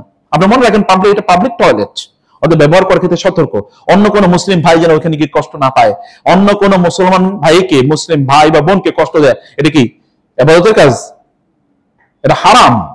কোন মুসলমানকে কষ্ট দেয় হারাম। আপনি যখন টয়লেটে যাবেন, এটাকে ক্লিন করে আসবেন, যেন অন্য ভাই সেখানে, এবং মক্কা মদিনা একই ঘটনা, যেন ক্লিন করে আসেন, যেন তারা যাওয়ার পরে তারা প্রশান্তি পায়, আপনার কারণে যেন তারা কষ্ট না পায়। সেখানে গিয়ে অপ্রয়োজনে বসে থাকবেন না। আপনি যত দ্রুত বের হবেন, তখন অন্যজনকে, কারণ এখানে শত শত লোক আছে, আপনি অন্যকে প্রায়োরিটি প্রদান করুন এবং অন্যের জন্য সুযোগ করে দেন। দ্রুত সেখান থেকে বের হন। ওইখান থেকে উজুর যদি সুযোগ না থাকে, তাহলে উজু করবেন না। প্রয়োজন আপনি তায়াম্মুম করেন, আপনার জন্য জায়েজ আছে, পানি তো অ্যাভেলেবল না। এরপরে যে উজু আপনি করতে চান, আপনি ফ্লোরটা এমন ভাবে ভিজে গিয়ে আসলেন যে পরের লোক গিয়ে তিনি আসলে ওখানে তিনি ফিল করছেন না, কমফোর্ট ফিল করছেন না, এটা না করাই আপনার জন্য উত্তম। ঠিক আছে, এরপরে যখন সালাতের সময় হবে, আপনার যদি এমন হয় যে জোহর এবং আসর আপনারা একসাথে পড়ে নিতে পারেন, তাহলে এটাই করবেন, কারণ এটাই সুন্নাহ। সফরের মধ্যে জমা বাইনা সালাতাইন, দুই নামাজ একসাথে আদায় করা, এটা কি সুন্নাহ। আপনারা জোহর এবং আসর একসাথে পড়ে নেবেন। মাগরিব এবং ইশা আপনারা যদি জেদ্দা এমন হয় যে ওইখানে গিয়ে পড়তে পারেন, তাহলে পড়বেন। আদারওয়াইজ আপনারা ইয়েতে গাড়ি মানে প্লেনে আপনারা পড়বেন, ওখানে ছোট্ট একটু জায়গা থাকে, পড়ে নেবেন। অথবা আপনার মানে আপনার যে সিটও আপনি পড়ে নিতে পারেন। সেখানে কেবলামুখী হওয়া বাধ্যতামূলক না, কারণ আপনি জানেন না কোন দিকে কেবলা। আমরা যদি পশ্চিম দিকে যাবো, কেবলার দিকে যাবো, আপনি পড়ে বসে নামাজ আদায় করতে পারবেন বটে, কিন্তু আপনি যদি কেবলা ঠিক নাও থাকে তাহলে আপনার সালাত হয়ে যাবে, কোনো সমস্যা নেই, সেটা নিয়ে কোনো টেনশন করার কোনো কারণ নেই। বন্ধের যে প্রবলেম হয়, বন্ধের ওযু থাকে না, এমন তো করবেন কি, আপনি তায়াম্মুম মাটি নিয়ে যাবেন, আপনি ওইখানে তায়াম্মুম করবেন, তায়াম্মুম করে সেখানে আপনি সালাত সময় মতো সালাত আদায় করে নেবেন। ঘুমিয়ে যাবেন, এর মধ্যে নামাজের সময় চলে গেছে অথবা 2 ওয়াক্তের সময় চলে গেছে, আর নামাজ আদায় করা হয় নাই, এমন যেন না হয়। কনসিয়াস আপনি আল্লাহর মেহমান, আপনি আল্লাহ সুবহানাহু ওয়া তাআলা এর জিকির এবং ফিকিরে যেন আপনার সময়টা কাটে। এবং এই সময়ে আপনি মানে আবারও বলছি যে আপনি এয়ারপোর্ট থেকে আপনি ইহরাম করতে পারেন, ইহরামের নিয়ত করতে পারেন, অথবা আপনি ইহরামের নিয়ত করতে পারেন কোথা থেকে, আপনি ওই যে জায়গায় গিয়ে ইহরামের নিয়ত করতে সেখানে পর্যন্ত আপনি অপেক্ষা করতে পারেন, কোনো সমস্যা নেই। ওয়ান্স আপনি ইহরামের নিয়ত করেছেন তখন আপনার স্লোগান একটাই, লাব্বাইক আল্লাহুম্মা লাব্বাইক। এবং কিছু কাজ আপনার জন্য নিষিদ্ধ হয়ে যায়, যেমন পুরুষদের জন্য মাথা এবং পায়ের টাকনো ঢাকা, মানে পায়ের টাকনো ঢাকা, এবং মহিলাদের জন্য তার মুখ এবং তার হাত ঢাকা, এই দুটো তার জন্য নিষিদ্ধ হয়ে যায়। আর আরো কিছু কাজ নিষিদ্ধ, যেমন আপনি টেনে টেনে চুল অথবা দাড়ি ছিঁড়তে পারবেন না, নখ আপনি কামড়ে তুলতে পারবেন না, আপনি অন্যান্য প্রাণী মশা মাছি ইত্যাদি আপনি মারতে পারবেন না, গাছের ঢাল আপনি ভাঙতে পারবেন না, পাখি শিকার করতে পারবেন না। এগুলো তো এখন শিকার করার সুযোগ নাই, কিন্তু আমরা যেটা করতে নখ কামড়াইতে পারি, আমি হয়তো খেয়ালও করিনি, অথবা টানতে টানতে চুল টেনে একটা ছিঁড়ে ফেললাম, এরকম কোন একটা কিছু ঘটতে পারে। এগুলো যেন কোনোভাবে না হয়, এই জায়গায় ব্যাপারে আমাদের একটু সাবধান থাকা দরকার। এবং ওই যে 3টি কথা বলেছি, যে স্বামী স্ত্রী রিলেটিং কোনো কথাবার্তা বা এমন কোনো আচরণ করা যাবে না, কারোর সাথে ঝগড়া বেরোবে, আপনি মাসালা নিয়ে ঝগড়া করবেন কেন ভাই? জোরে আমিন বলবো কি বলবো না, এটা মাসালা নিয়ে আলোচনা করার দরকার নেই, ওই আলোচনার জায়গা এখন না, এখন আপনি চুপ থাকেন, এখন আপনি জিকির করেন, এখন আপনি ফিকির করেন, ফিকে আলোচনা এখানে যাওয়ার কোনো দরকার নেই। এটা এক্সাম্পল বলছি, মানে এটা অনেকে দেখবেন এটা নিয়ে আপনি হয়তো ঝগড়া বিবাদ শুরু করে দিচ্ছেন, আপনার এটা করার দরকার নেই। নাসিহা কাউকে যদি করতে চান, that is a different issue, কিন্তু বিতর্ক যদি চলে যায়, বিতর্ক পর্যন্ত আপনার যাওয়ার কোনো সুযোগ এখানে নাই, বিতর্ক পর্যন্ত আপনি যাবেন না। আপনারা এয়ারপোর্ট থেকে ধরেন প্লেন থেকে আপনার নামলেন, প্লেন থেকে যখন আপনার নামবেন তখন কিন্তু নামার ক্ষেত্রে আপনাদের বিসমিল্লাহ, মানে আল্লাহ সুবহানাহু ওয়া তাআলার স্মরণ। আপনি যখন টয়লেটে যাচ্ছেন তখন আপনাদের কাজ কি? টয়লেট যাওয়ার আগে কিন্তু আপনাদের জানেন, আপনারা টয়লেটে যাওয়ার আগে কোন দোয়া পড়া লাগে কেউ জানেন? সবাই জানেন টয়লেটের আগে কোন দোয়া পড়তে হয় বলেন তো? হ্যাঁ, আল্লাহুম্মা ইন্নী আউযু বিকা মিনাল খুবসি ওয়াল খাবাইস। টয়লেট থেকে বের হওয়ার পর কি? আলহামদুলিল্লাহিল্লাযী আযহাবা আন্নিল আযা ওয়া আফানি, নাকি? হ্যাঁ, এই দেখছেন, টয়লেট থেকে বের হওয়ার পর সহি যে দোয়াটি, সেই দোয়াটি কি? গুফরানাকা। দোয়াটা কি? গুফরানাকা, শুধুমাত্র আল্লাহ তোমার ক্ষমা চাই। টয়লেটে কোন পা দিয়ে ঢুকতে হয় বলেন তো? হ্যাঁ, বাম পা। আর বের হয় কোন পা দিয়ে? এটা বুঝে শুনে করতে হবে, কিন্তু এখন মুখস্থ রাখছেন, কিন্তু তখন যেন এটা আমলে থাকে। আপনি মনে রাখবেন আপনি আল্লাহর মেহমান, অতএব সব কাজ আল্লাহর এবং রাসূলের সুন্নাহ পদ্ধতিতে যেন সম্পাদনটা আপনাকে বুঝতে হবে। আপনি যখন নামছেন তখন কিন্তু এইরকম ডান পা দিয়ে আপনি ইয়ে থেকে নামবেন। যখন আমরা মসজিদে যখন প্রবেশ করি, ঠিক টয়লেটে প্রবেশ করার ঠিক উল্টা কাজটা আমরা করি। মসজিদে প্রবেশ করার জন্য আপনার কি আছে? দোয়া আছে। আচ্ছা, ওযুর জন্য দোয়া আছে, আপনি জানেন তো নাকি? ওযু কি বলে ওযু করতে হয়? হ্যাঁ, বিসমিল্লাহ, ব্যাস। আর কোন দোয়া আছে? না, আর কোন দোয়া নাই। ওই যেটা আপনার শিখছেন ছোটবেলায়, ওটা ভুল। 2 নম্বর হচ্ছে ওযু শেষের দোয়া কি? হ্যাঁ, কি? আশহাদু আল্লা ইলাহা ইল্লাল্লাহু ওয়াহদাহু লা শারীকা লাহু ওয়া আশহাদু আন্না মুহাম্মাদান আবদুহু ওয়া রাসূলুহু। আরেকটু আছে, সেটা কি? আল্লাহুম্মা জাআলনি মিনাত তাওয়াবিন ওয়া জাআলনি মিনাল মুতাতাহহিরিন। এটুকু সহিহ বর্ণনা আছে, কোনো সমস্যা নেই, এটুকু আপনি পড়তে পারেন। সুবহানাল্লাহ, এটা আপনি কেন শিখবেন না? এটা আপনার লাইফ এর পার্ট অফ ইউর লাইফ। এগুলো হচ্ছে আমরা বলছি যে ইবাদতের এই কাজগুলো, ঠিক আছে। এরপরে তো আমরা মক্কায় গেলাম, আমরা ধরেন জেদ্দা এয়ারপোর্টে গেলাম, জেদ্দা এয়ারপোর্ট আপনারা মেইনটেইন করবেন। তবে একটা জিনিস আপনাদেরকে বলবো, আপনারা যারা হজ উমরা করতে যাবেন, তা হলো আমির, আপনাদের সফরে যিনি আমিরের সিদ্ধান্ত অনুসারে চলতে হবে। আলাইকুম বিসসামি ওয়াল আতাআতি। আল্লাহ সুবহানাহু ওয়া তাআলা রাসূল সাল্লাল্লাহু আলাইহি ওয়াসাল্লাম যখন বলেছেন যে, আল্লাহ তাআলা যখন বলেন যে ইয়া আইয়ুহাল্লাযীনা আমানু আতিউল্লাহ ওয়া আতিউর রাসূল ওয়া উলিল আমরি মিনকুম, তোমরা তোমাদের দায়িত্বশীলদের আনুগত্য করো। এর উপর রাসূল বললেন আলাইকুম বিসসামি ওয়াত তাআতি, তোমাদের কাজ হচ্ছে আনুগত্য করা, শোনা এবং কি আনুগত্য করা। সাহাবায়ে কেরামের বৈশিষ্ট্য কি ছিল? সামিআনা ওয়া আতানা, শুনলাম এবং মানলাম। আর ইহুদিদের বৈশিষ্ট্য কি? সামিআনা ওয়া আসাইনা, শুনলাম কিন্তু মানলাম না। আমাদের চরিত্রের জন্য তেমন না হয়। আপনার আমির আপনাকে কি বলছে? আমির কি বলছে? আপনি একা আপনি অনেক কিছু জানেন, অনেক কিছু চেনেন, আপনি একাকে যাবেন, তারপরে কি হবে? আমাদের এই কয়েকদিন যে রমাদানে আমি গেলাম, মানে একটা সফর ছিল, এর মধ্যে কি হয়েছে যে একটা ফ্যামিলি, তারা সব চেনে, অনেকবার আগে গেছে। এখন তাদেরকে আমরা যখন গাড়ি অলরেডি নিয়ে চলে এসেছি, হঠাৎ করে আমাদেরকে ফোন করে জানালো ওনারা তো এখন এয়ারপোর্টে বসে আছে 6 জন, তাদের এয়ারপোর্ট এখন বসে, আমরা কিন্তু অলরেডি গাড়ি নিয়ে চলে গেছি। এনারা কিভাবে আসবে? এটা ভয়াবহ অবস্থা। প্রায় আধা ঘন্টা আমরা প্রায় পাগলের মতো হয়ে যাচ্ছিলাম যে করবে কি, ছোট বাচ্চা আছে তাদের সাথে, কিন্তু তারা সব চেনে, এই কারণে আগে বাইরে হয়েছে, আগে ওইখানে যায় একটা হুলস্থুল অবস্থা। Don't do it. আপনি একটা টিমের মধ্যে আছেন, টিম এর স্পিরিট মেনটেন করতে হয়, টিম এর একটা ম্যানেজমেন্ট আছে, এই ম্যানেজমেন্ট অবশ্যই মেনটেন করতে হবে। এখানে একা আপনি অনেক কিছু, যখন মক্কায় যাবেন আপনাকে যখন ফ্রি করে দেওয়া হবে, এবার আপনাদের মতো করে চলেন, দ্যাট ইজ ডিফারেন্ট। কিন্তু এতটুকু সফরে আপনাদের গন্তব্যে পৌঁছার আগে অথবা মূল কাজ শেষ করার আগে আপনারা অবশ্যই আপনাদের আমিরের নির্দেশ মেনটেন করবেন। আমিরের নির্দেশ পালন করা কি নফল নাকি সুন্নাহ? ফরজ। আমিরের নির্দেশ পালন করা কি ফরজ। আমিরের নির্দেশ পালন করতে হয়, এটা আদারওয়াইজ এখানে অন্যরা সবাই সাফার করবে, এতগুলো লোক সাফার করলে আপনি এই সব দায় আপনাকে নিতে হবে। বুঝতে পেরেছেন? এরপর তো আপনি এখান থেকে চলে যাবেন কোথায়? আপনি যাবেন হলো, ধর আপনাদেরকে হোটেল নিয়ে যাবে, হোটেলে নিয়ে যাওয়ার পর সেখান থেকে আপনারা বাইতুল্লাহ যাওয়ার আগে একটু ফ্রেশ হয়ে নেওয়া, এটা জায়েজ, উত্তম। এর আগে কিন্তু আপনার জেদ্দায় যাওয়ার আগে আধা ঘন্টা আগেই আপনাদেরকে বলবে যে আমরা মিকাত অতিক্রম করবো, আপনার সেখানে এহরাম করে নিতে পারেন যদি আপনারা এহরামের নিয়ত আগে না করে থাকেন। আর এহরামের নিয়ত যদি মানে আগে করে থাকেন তাহলে তো আপনাদের কোনো টেনশন নেই। এরপরে আপনারা গাড়িতে উঠবেন, আপনাদের নির্দিষ্ট ডেজিগনেটেড আপনাদের গাড়ি থাকবে, এই গাড়ি আপনাদেরকে নিয়ে যাবে ধরেন ইয়ের দিকে, হারামের দিকে আপনাদেরকে নিয়ে যাবে, আপনাদেরকে হোটেলে নিয়ে যাবে। হোটেলে নিয়ে যাওয়ার পর হোটেলে গিয়ে আপনারা একটু ফ্রেশ হয়ে নেবেন, যেহেতু আপনারা উমরা করবেন, আল্লাহর ঘরে আপনি যাবেন, সম্ভব হলে একটু ফ্রেশ হয়ে নেওয়া। প্রশ্ন দেখা দিবে এখানে, পুরুষরা হয়তো বলবেন আমরা তাহলে ফ্রেশ হবো কি হবে, আমাদের এহরামের কাপড় আমরা কি করবো? এহরামের কাপড় খুলে আপনি গোসল করতে পারেন, কোনো সমস্যা নেই। শুধুমাত্র আপনি যেটা করবেন না, সেলাইওয়ালা কোনো কাপড় মধ্যখানে পরবেন না। এহরামের কাপড় আপনি ভিজিয়ে নিতে পারেন, নতুন আরেক সেট আপনি পরে নিতে পারেন, এর মধ্যে আপনি লাগেজ পেয়ে যাবেন, কোনো সমস্যা নাই। আপনি এহরামের কাপড়, কিন্তু এই সকল ক্ষেত্রে আপনি কোনোভাবেই সুগন্ধি ব্যবহার করতে পারবেন না, সুগন্ধিওয়ালা সাবান ব্যবহার করতে পারবেন না। সমস্যা নাই, মক্কায় তখন সুগন্ধিওয়ালা সাবান আপনি পাইবেন না সাধারণত, মানে হোটেলগুলোতে পাবেন না, ওখানে সুগন্ধি লেস সাবানই আপনাদেরকে দেয়া হবে। এরপর আপনি ব্যবহার করার ক্ষেত্রে খুবই সতর্ক, যেন সুগন্ধিওয়ালা কোনো সাবান ব্যবহার করা বা শ্যাম্পু এগুলো কোনো কিছু ব্যবহার করতে পারবেন না। এমনকি আপনি সুগন্ধিওয়ালা ব্রাশ করতে পারবেন কিনা, ব্রাশ করতে পারবেন, কোনো সমস্যা নেই। যদি টুথপেস্ট দিয়ে ব্রাশ করতে পারবেন কিনা, ইয়েস, নো প্রবলেম, এটাতে কোনো সমস্যা নেই। কিন্তু ওই যে সাবান বা পারফিউম ইত্যাদি ব্যবহার করবেন না, এগুলো ব্যবহার করা নিষিদ্ধ। করলে কিন্তু আপনাকে দম দেয়া লাগবে, ওই যে আলাদা করে একটা কোরবানি দেয়া লাগবে। যাই হোক, আপনি তো মানে হোটেলে গিয়ে আপনি একটু ফ্রেশ হয়ে নিলেন, এরপরে ওই এহরামের কাপড় আগেরটা আপনি পরে নেন, কোনো সমস্যা নাই।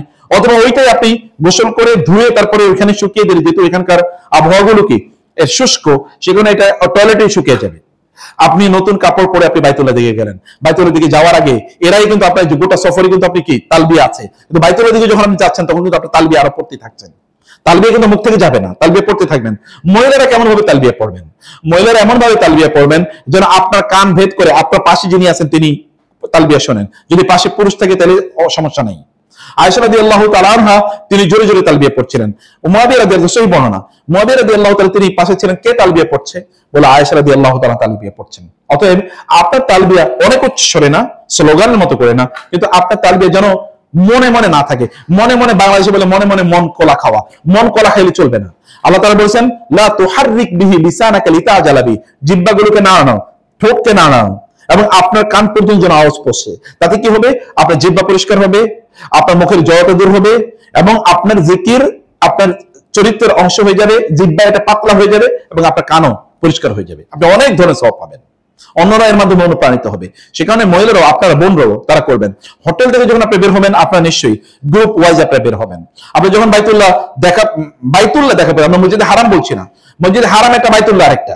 বাইতুল্লাহ ভিতরে যে কালো যে ঘরটা, চারকোনা ঘর, আর মসজিদে হারাম কিন্তু চারিদিকে বিশাল যে মসজিদ, ঠিক আছে? এটার কথা আমরা বলছি না। ওই যে বাইতুল্লাহ যে ভিতরে যেটা আপনি দেখছেন, ওই বাইতুল্লাহ দেখার আগ পর্যন্ত আপনার তালবিয়া থাকবে, কিন্তু বাইতুল্লাহতে ঢোকার আগে আপনাকে কি মসজিদে হারামে ঢুকতে হবে, ঠিক আছে? মসজিদে হারামে আপনি যখন ঢুকবেন এগেইন আগের মতো করে, ওই যে কিভাবে ঢুকবেন, ডান পা দিয়ে ঢুকবেন। কি বলে মসজিদে ঢোকার দোয়া কি বলেন তো, কে কে জানেন? তার আগে দোয়া আছে তো, বিসমিল্লাহ, পরে আরেকটু আছে, বিসমিল্লাহ ওয়াসসালাতু ওয়াসসালামু আলা রাসূলিল্লাহ আল্লাহুম্মা ইফতাহলি আবওয়াব রাহমাতিকা। আবার বলি, মসজিদে ঢোকার দোয়া কি? ডান পা দিয়ে ঢুকবেন, একেবারে ইয়ে করে। জুতাগুলো নেয়ার জন্য আপনারা নিশ্চয়ই আপনাদের জুতা রাখার ব্যাগ নিয়ে যাবেন, ওই ব্যাগের মধ্যে জুতা রাখবেন, নিয়ে তারপরে জুতা পরেও আপনি তাওয়াফ করতে পারেন, কোনো সমস্যা নেই। আপনি জুতা পরে করেন বা না পরে করেন, ব্যাগের মধ্যে জুতা রাখলেন, মসজিদে ঢুকলেন, বিসমিল্লাহ আসসালাতু ওয়াসসালামু আলা রাসূলিল্লাহ আল্লাহুম্মা বারিক আলা রাহমাতিকা, এটা পড়ার পর আরেকটা দোয়া আছে, কে বলতে পারে এটা? আউযু বিল্লাহিল আযীম ওয়া বিওয়াজহিল কারীম ওয়া সুলতানিহিল কাদিম মিনাশ শাইতানির রাজিম, এই দোয়াটি আছে। এটা বুঝে শুনে দোয়াটা পড়বেন, আউযু বিল্লাহিল আযীম ওয়া বিওয়াজহিল কারীম ওয়া সুলতানিহিল কাদিম মিনাশ শাইতানির রাজিম, এই দোয়াটি পড়ে মুখস্থ করে নেবেন। এটা মুখস্থ, কত বাংলা ইংরেজি কবিতা গান ইত্যাদি মুখস্থ করেছি, এগুলো আমার সম্পদ। ওগুলো মুখস্থ করলে কোনো সওয়াব নাই, বরং অনেক জায়গায় গুনাহ আছে। কিন্তু এটা মুখস্থ করলে প্রত্যেকটা মুহূর্তে আপনি কি, কারণ জিকির তো এগুলো আল্লাহ জিকির, অতএব জিকির আপনি সওয়াব পাবেন। এবং এক রাকাত নামাজ যদি 1 লক্ষ রাকাতে সওয়াব পাওয়া যায়, একটা জিকিরে কি আল্লাহ তাআলা 1 লক্ষ জিকিরে সওয়াব দিতে পারেন না? কারণ he can do it and he can give, তার ভান্ডারে কোনো অভাব নাই। আপনি এইভাবে ঢুকলেন, ঢোকার পরে আপনি কিন্তু এখনো মানে জিকিরের মধ্যে বা তালবিয়ার মধ্যে আছেন। এরপর যখন আপনি বাইতুল্লাহ দেখবেন, কালো ঘরটা যখন আপনি দেখবেন, তখন তালবিয়া শেষ, আর তালবিয়া পড়া নাই, আর তালবিয়া পড়া, আবার হজ যখন শুরু হবে তখন তালবিয়া, আর তালবিয়া নাই। এখন ওই ঘর দেখার পরে আপনি দুহাত তুলে ভাবে দোয়া যেভাবে তুলবেন, বুঝতে পেরেছেন? এবং দোয়া তুলে কি আপনি আল্লাহু আকবার, দোয়া তুলে কি বলবেন? আল্লাহু আকবার।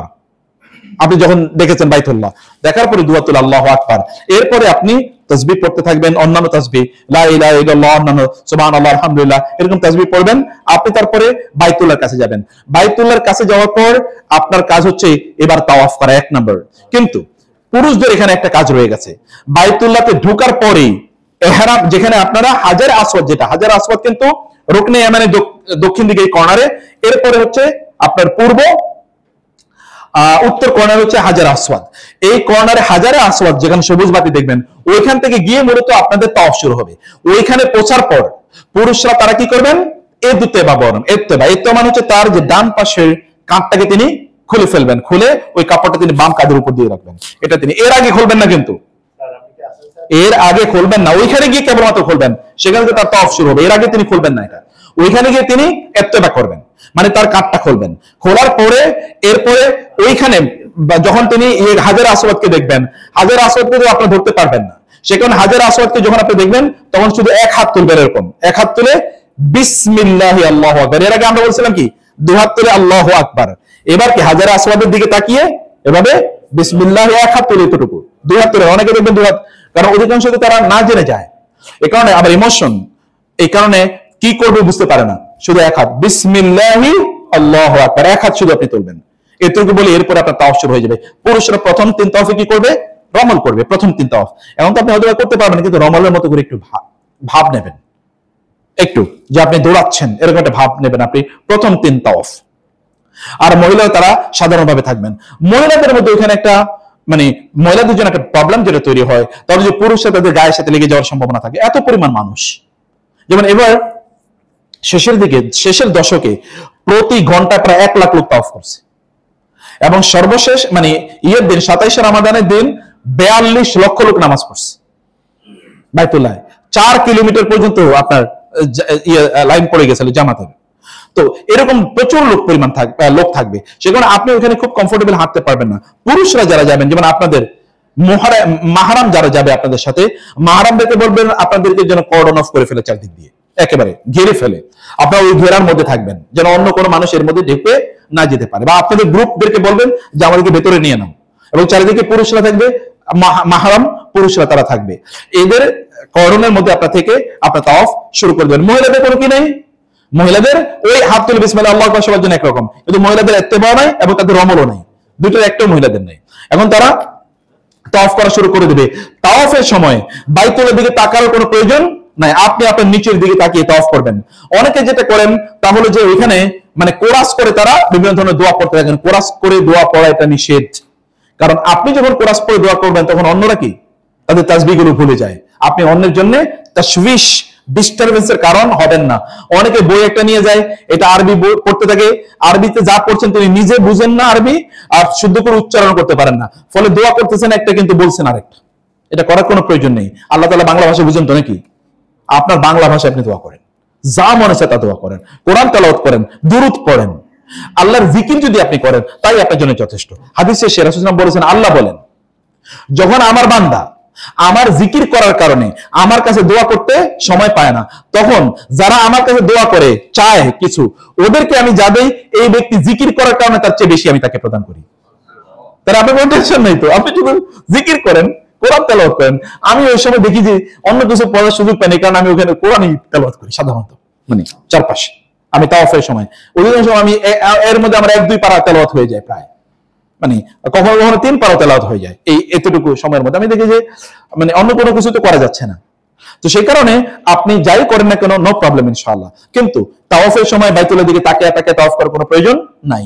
আবার বাইতুল্লাহর সব জায়গা ধরার মধ্যে কোনো কি নাই, সওয়াব নাই, বরং বেদাত আছে। ভালো করে খেয়াল করবেন, বাইতুল্লাহর সকল জায়গা ধরার মধ্যে কি আছে, বেদাত আছে, কোনো সওয়াব নাই। মুআবিয়া রাদিয়াল্লাহু তাআলা তিনি বাইতুল্লাহর বিভিন্ন জায়গা ধরতেছিলেন। আব্দুল্লাহ ইবনে আব্বাস রাদিয়াল্লাহু আনহু বললেন, ইয়া আমিরাল মুমিনিন, বাইতুল্লাহ সব জায়গায় ধরা যায় না, তো 3 জায়গায় কেবল ধরা যায়। বলে আমি বাইতুল্লাহ দিয়ে ধরতেছি, কি সমস্যা কি?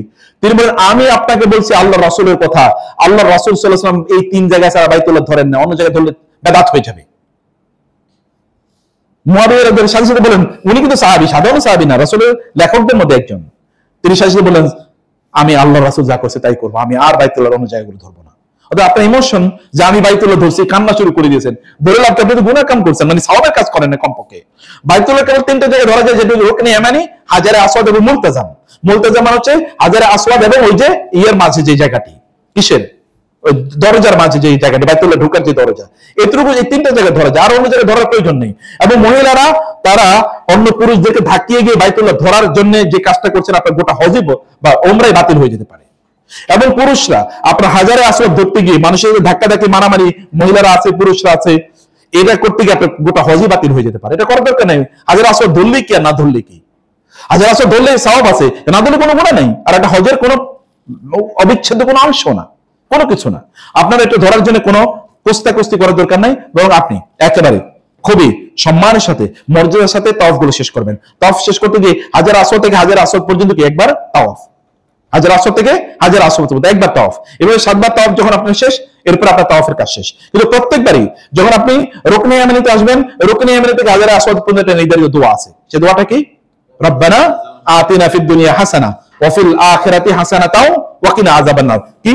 রুকনে ইয়ামানি থেকে হাজার আসওয়াদ, এতটুকু এই দোয়া নির্ধারিত, আর অন্য সময় কোনো নির্ধারিত দোয়া নাই। বিভিন্ন বইতে লেখা থাকবে প্রথম চক্করে এই দোয়া, দ্বিতীয় চক্করে, এগুলো সব বেদাতি কথাবার্তা, এর মধ্যে একটাও কোনো কি নাই, বিশুদ্ধ নেই।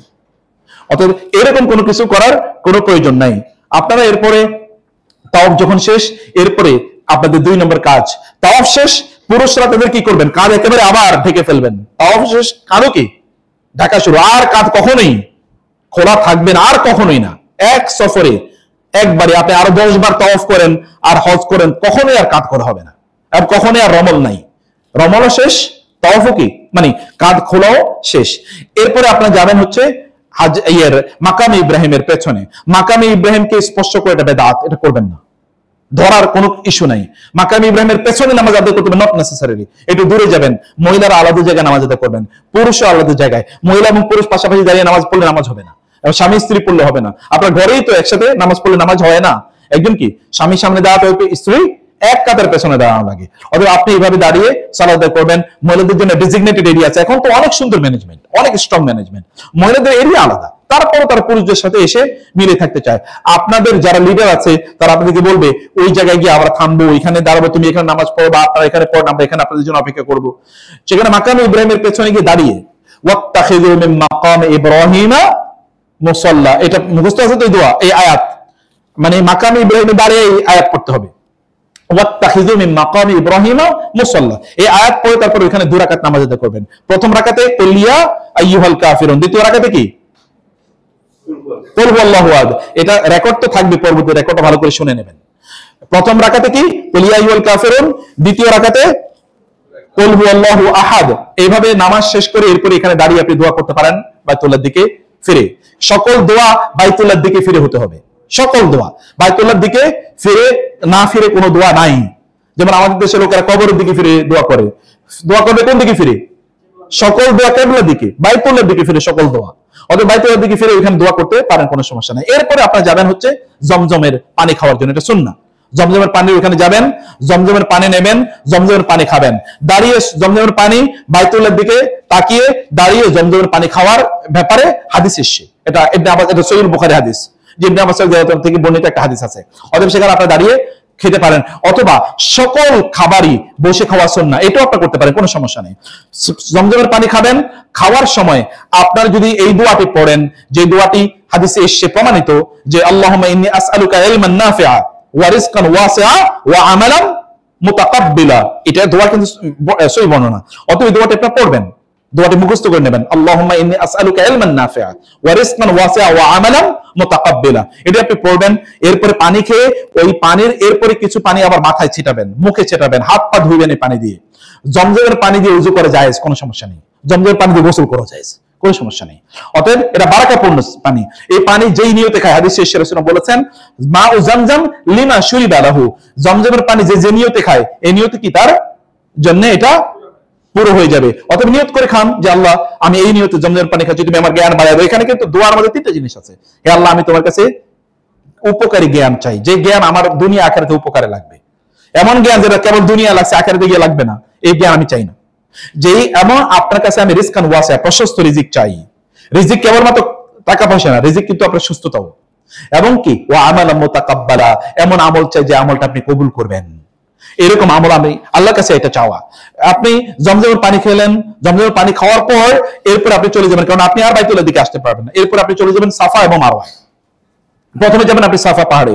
সাফা পাহাড়ে যাওয়ার পর ওইখানে আপনি পাহাড়ে, সাফা পাহাড়ের পাদদেশে দাঁড়িয়ে সাফা দেখা যায়, মারওয়া দেখা যায় না। ওইখানে দাঁড়িয়ে কিবলামুখী হয়ে, আপনার সাফা থেকে কিবলামুখী হয়ে, উল্টা সাফা পেছনে থাকবে, কিবলামুখী হয়ে ওইখানে আপনি ইন্নাস সাফা ওয়াল মারওয়াতা মিন শাআইরিল্লাহ, এতটুকু কমপক্ষে পড়েন। যদি পুরো আয়াতটা না পারেন, পুরো আয়াতটা মুখস্থ করা দরকার। ইন্নাস সাফা ওয়াল মারওয়া মিন শাআইরিল্লাহ ফামান হাজ্জাল বাইতা আও ইয়াতামারা ফালা জুনাহা আলাইহি আন ইয়াতাওয়াফা বিহিমা ওয়া মান তাতাওয়া খায়রান ফাইনাল্লাহ গানিয়ুন আনিল আলামিন।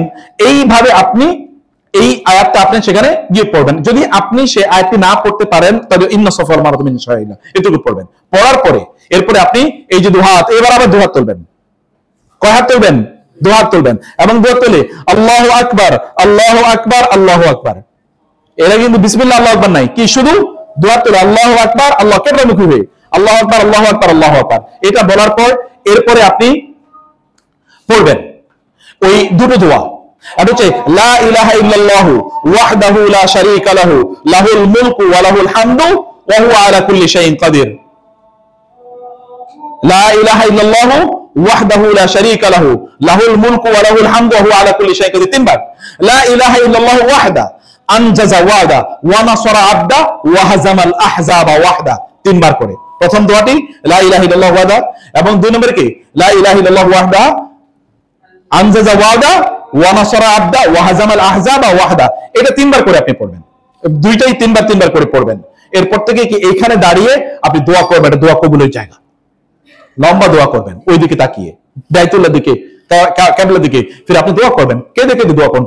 এবং আবারও বলছি, আপনার যেই ভাষায় পারেন, বাংলা, ইংরেজি, আরবি, হিন্দি, ফার্সি, যে ভাষায় পারেন দোয়া করেন। যে ভাষা আপনি ফেল করেন, এই ভাষা আপনি আল্লাহর কাছে দোয়া করুন।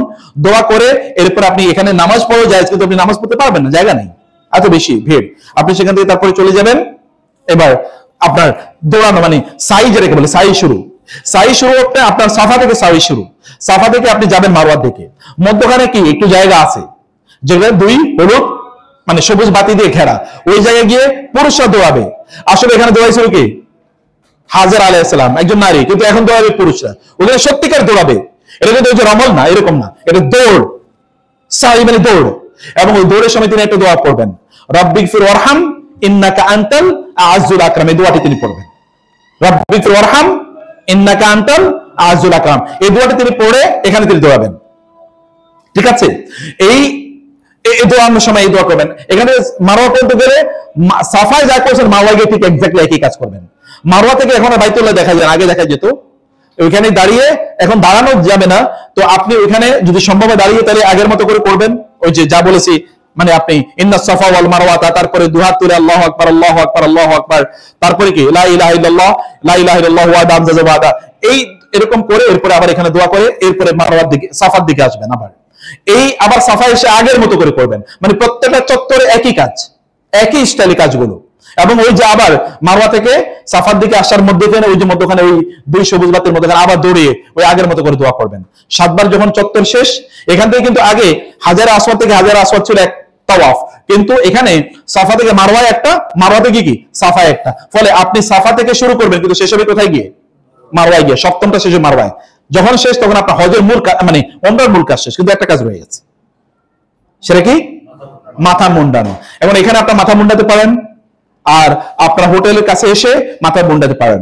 মাথা মুন্ডাবেন, বলবেন না যে সামনে হজ, চুল বড় থাকুক এরপরে হজে কাটবো, নো। কারণ আল্লাহ রাসূল সাল্লাল্লাহু আলাইহি ওয়াসাল্লাম বলেছেন, হে আল্লাহ, যারা মাথা মুন্ডায় তাদের তুমি রহম করো, 3 বার বলেছেন। আর যারা মাথার চুল শুরু করে তাদেরকে তুমি রহম করো, 1 বার বলেছেন।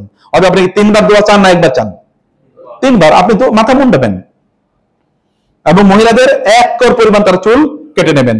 স্বামীরা তারা বা মাহরামরা তারা এখান থেকে মাথা মুন্ডিয়ে তারপরে একটা কেচি নিয়ে তাদের স্ত্রীদের বা তাদের মাহরাম মহিলাদের চুল একটু কেটে দেবেন, বাস আপনি হালাল, আর কোনো কাজ নেই।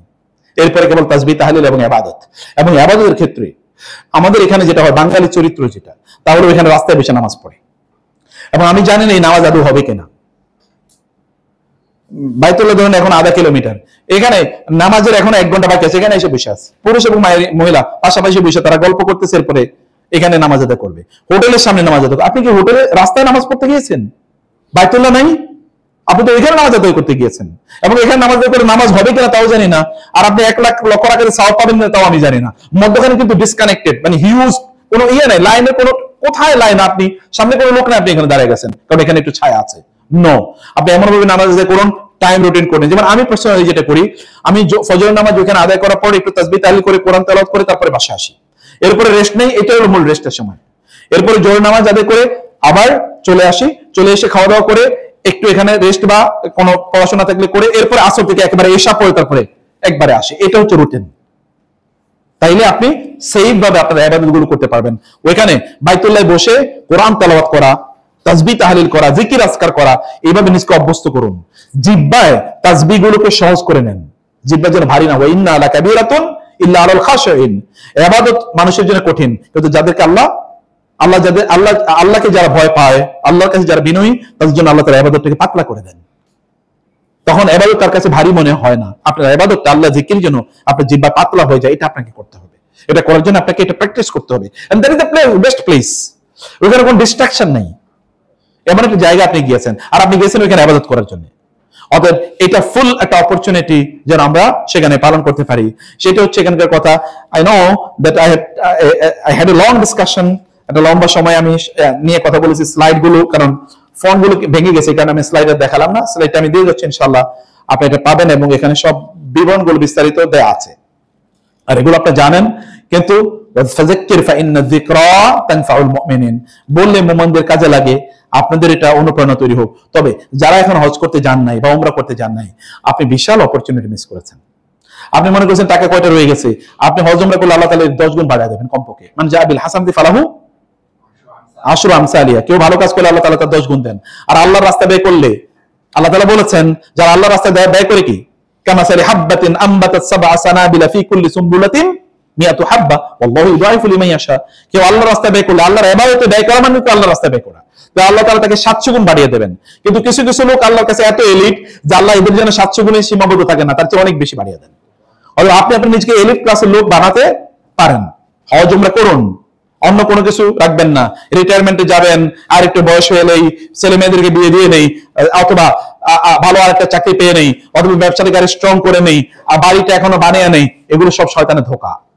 আল্লাহ তাআলা বলেছেন, শয়তান বলে ওয়ালা উদিল্লান্নাহুম ওয়ালা উমান্নিয়ান্নাহুম ওয়ালা আমুরান্নাহুম ফালা ইউবাত্তিকুন্না আযানা আনআমি ওয়ালা আমুরান্নাহুম ফালা ইউগাইয়িরুন্না খালকাল্লাহ ইয়াইদুহুম ওয়া ইউমান্নিহিম ওয়া মা ইয়াইদুহুমুশ শাইতানু ইল্লা গুরুরা। শয়তান আমাদের মধ্যে যে প্রত্যাশা তৈরি করে, এগুলো সব শয়তানি, অথবা এগুলো সব ধোঁকাবাজি। পরে করো লাইসা বিআমানিয়িকুম ওয়ালা আমানি আহলিল কিতাব। এটা আহলে কিতাব ইহুদিদের যেরকম প্রত্যাশা যে আমরা তো ভালো, আমরা তো মানে নবী রাসূলদের বংশধর, অতএব আমাদেরকে আল্লাহ এমনি জান্নাত দেবে।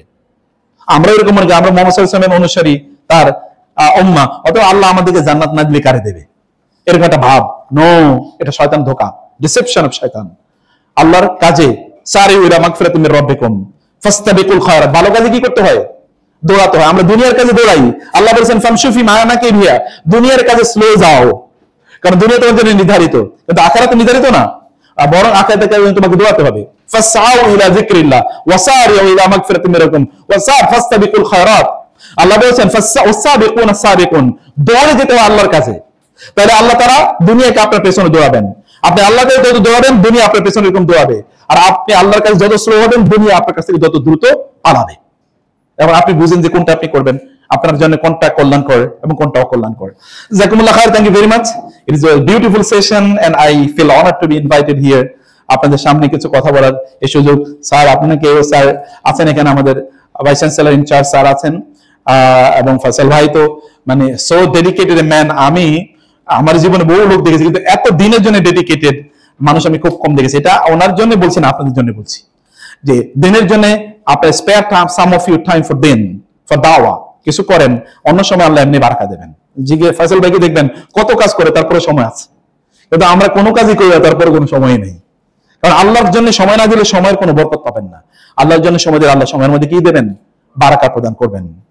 এটা যাই আল্লাহর জন্য ব্যয় করুন, এটা আল্লাহ তাআলা আপনাকে মাল্টিপ্লাইড করে আল্লাহ তাআলা ফেরত দেবেন। মাল্টিপ্লাইড, এটা টাইম, এটা নলেজ, অথবা এটা আপনার এনার্জি, এটা আপনার money, anything you spend for Allah, Allah will multiply it for you. Allah will return it in multiplied আপনার ইয়েতে, আল্লাহ তাআলা আপনাকে এটা ফেরত দেবেন। সেই জন্য আল্লাহর জন্য আপনারা করেন ইনশাআল্লাহ। আপনারা আল্লাহর জন্য আজকের এই সময়টুকু দিয়েছেন, আল্লাহ তাআলা এই সময়টুকু কবুল করে নেন। আল্লাহুম্মা আমিন। আল্লাহ আমাদের এই সেশনটা কবুল করে নাও। এর মধ্যে ভুল অবশ্যই আছে, আল্লাহ আমরা মানুষ, তোমার রাসূলই বলেছে কুল্লু বানি আদম খাত্তা ওয়া খায়রুল খাত্তাইনাত তাওয়াবুন, মানুষ ভুল করবেই, আর যারা ভুল করার পর তওবা করে তুমি তাদেরকে সবচেয়ে ভালোবাসো। আমরা তওবা করছি আল্লাহ, আস্তাগফিরুল্লাহ ওয়া আতুবু ইলাইক। আল্লাহ আপনার কাছে আমরা তওবা করছি, আমরা ভুল করেছি, অথবা ভুল করে থাকলে সেই ভুলগুলো আপনি ক্ষমা করে দেন। আর এর মধ্যে যতটুকু কল্যাণকর উত্তম কেবল আপনার জন্য হয়েছে, ততটুকু আপনি কবুল করে নিয়ে এটাকে মাল্টিপ্লাই করে দেন আল্লাহ। এই রিওয়ার্ডকে আপনি শ্রেষ্ঠতম রিওয়ার্ডে রূপান্তরিত করে আমাদের সবার মাঝে আপনি এটাকে ডিস্ট্রিবিউশন করে দেন আল্লাহ। আমাদের ভাই বন্ধুদের মধ্যে যারা হজ বা উমরা করার জন্য, হজ করার জন্য যারা নিয়ত করেছেন, তাদের এই সফরটাকে আপনি কবুল করে নিন, মোবারক করে দিন আল্লাহ, সহজ করে দিন আল্লাহ, এবং এটাকে উত্তম করে দেন, জীবনকে পরিবর্তনকারী করে দেন। আমরা যারা এখনো যাওয়ার মতো শারীরিক অথবা অর্থনৈতিক সামর্থ্য তৈরি হয়নি, অথবা কমপক্ষে মনের সামর্থ্য তৈরি হয়নি, আমাদের মনকে আপনি এরকম দৌলত দিয়ে ভর্তি করে দেন, সম্পদশালী করে দেন আমাদের অন্তরকে, আমাদের অর্থনৈতিক সামর্থ্য আপনি বাড়িয়ে দিন, যেন আমরা যেতে পারি, প্রতি বছর যেন আমরা যেতে পারি। সেই তৌফিক, এই ঔদার্য আমাদের অন্তরে আপনি প্রদান করেন আল্লাহ। এই বিশ্ববিদ্যালয়কে আপনি কবুল করেন আল্লাহ, এবং বিশ্ববিদ্যালয়ের মধ্যে বারাকা দিয়ে ভর্তি করে দিন আল্লাহ। এবং এখানে দ্বীনি কাজ হচ্ছে, দ্বীনি কাজ, এখানে যে কাজগুলো হয় কাজগুলো আপনি কবুল করে নিন, আরো যেন অনেক বেশি কাজ হতে পারে সেই অবস্থা এখানে আপনি তৈরি করে দিন আল্লাহ। আল্লাহুম্মা আমিন। জাযাকুমুল্লাহ খায়ের। সবার জন্য অনেক অনেক কৃতজ্ঞতা রইল। অন্য কোনো সেশনে যদি আবার দেখা হয় তাহলে হলোই, আদারওয়াইজ দোয়া করবেন আল্লাহ তাআলা যেন আমাদের সবাইকে অনেক অনেক কল্যাণে রাখেন, এবং আমাদের ঘরগুলি যেন আল্লাহ তাআলা উত্তম সন্তান দিয়ে ভর্তি করে দেন। রব্বানা হাব লানা মিন আজওয়াজিনা ওয়া যুররিয়াতিনা কুররাতা আয়ুন ওয়াজআলনা লিল মুত্তাকিনা ইমামা। আল্লাহ আমাদের সন্তানগুলোকে তোমার দ্বীনের জন্য তুমি কবুল করে নাও। আমাদের সন্তানগুলো যেন তাদেরকে তাকালে যেন আমাদের অন্তরগুলো প্রশান্ত হয়, আমাদের চোখগুলি যেন প্রশান্ত হয়, এমন সন্তান তুমি আমাদেরকে দাও। আমাদের স্বামী স্ত্রীর রিলেশনটাকে তুমি জান্নাতের রিলেশন হিসেবে কবুল করে নাও, জান্নাতের রিলেশন তৈরি করে দাও আল্লাহ। আল্লাহুম্মা আমিন। হাযা ওয়া সাল্লাল্লাহু সুবহানাহু ওয়া তাআলা নবিয়ানা মুহাম্মদ ওয়া আলিহি ওয়া সাহবিহি আজমাইন। সুবহানাকা আল্লাহুম্মা ওয়া বিহামদিক আশহাদু আল্লা ইলাহা ইল্লা আনতা আস্তাগফিরুকা ওয়া আতুবু ইলাইক। আসসালামু আলাইকুম ওয়া রাহমাতুল্লাহি ওয়া বারাকাতুহু।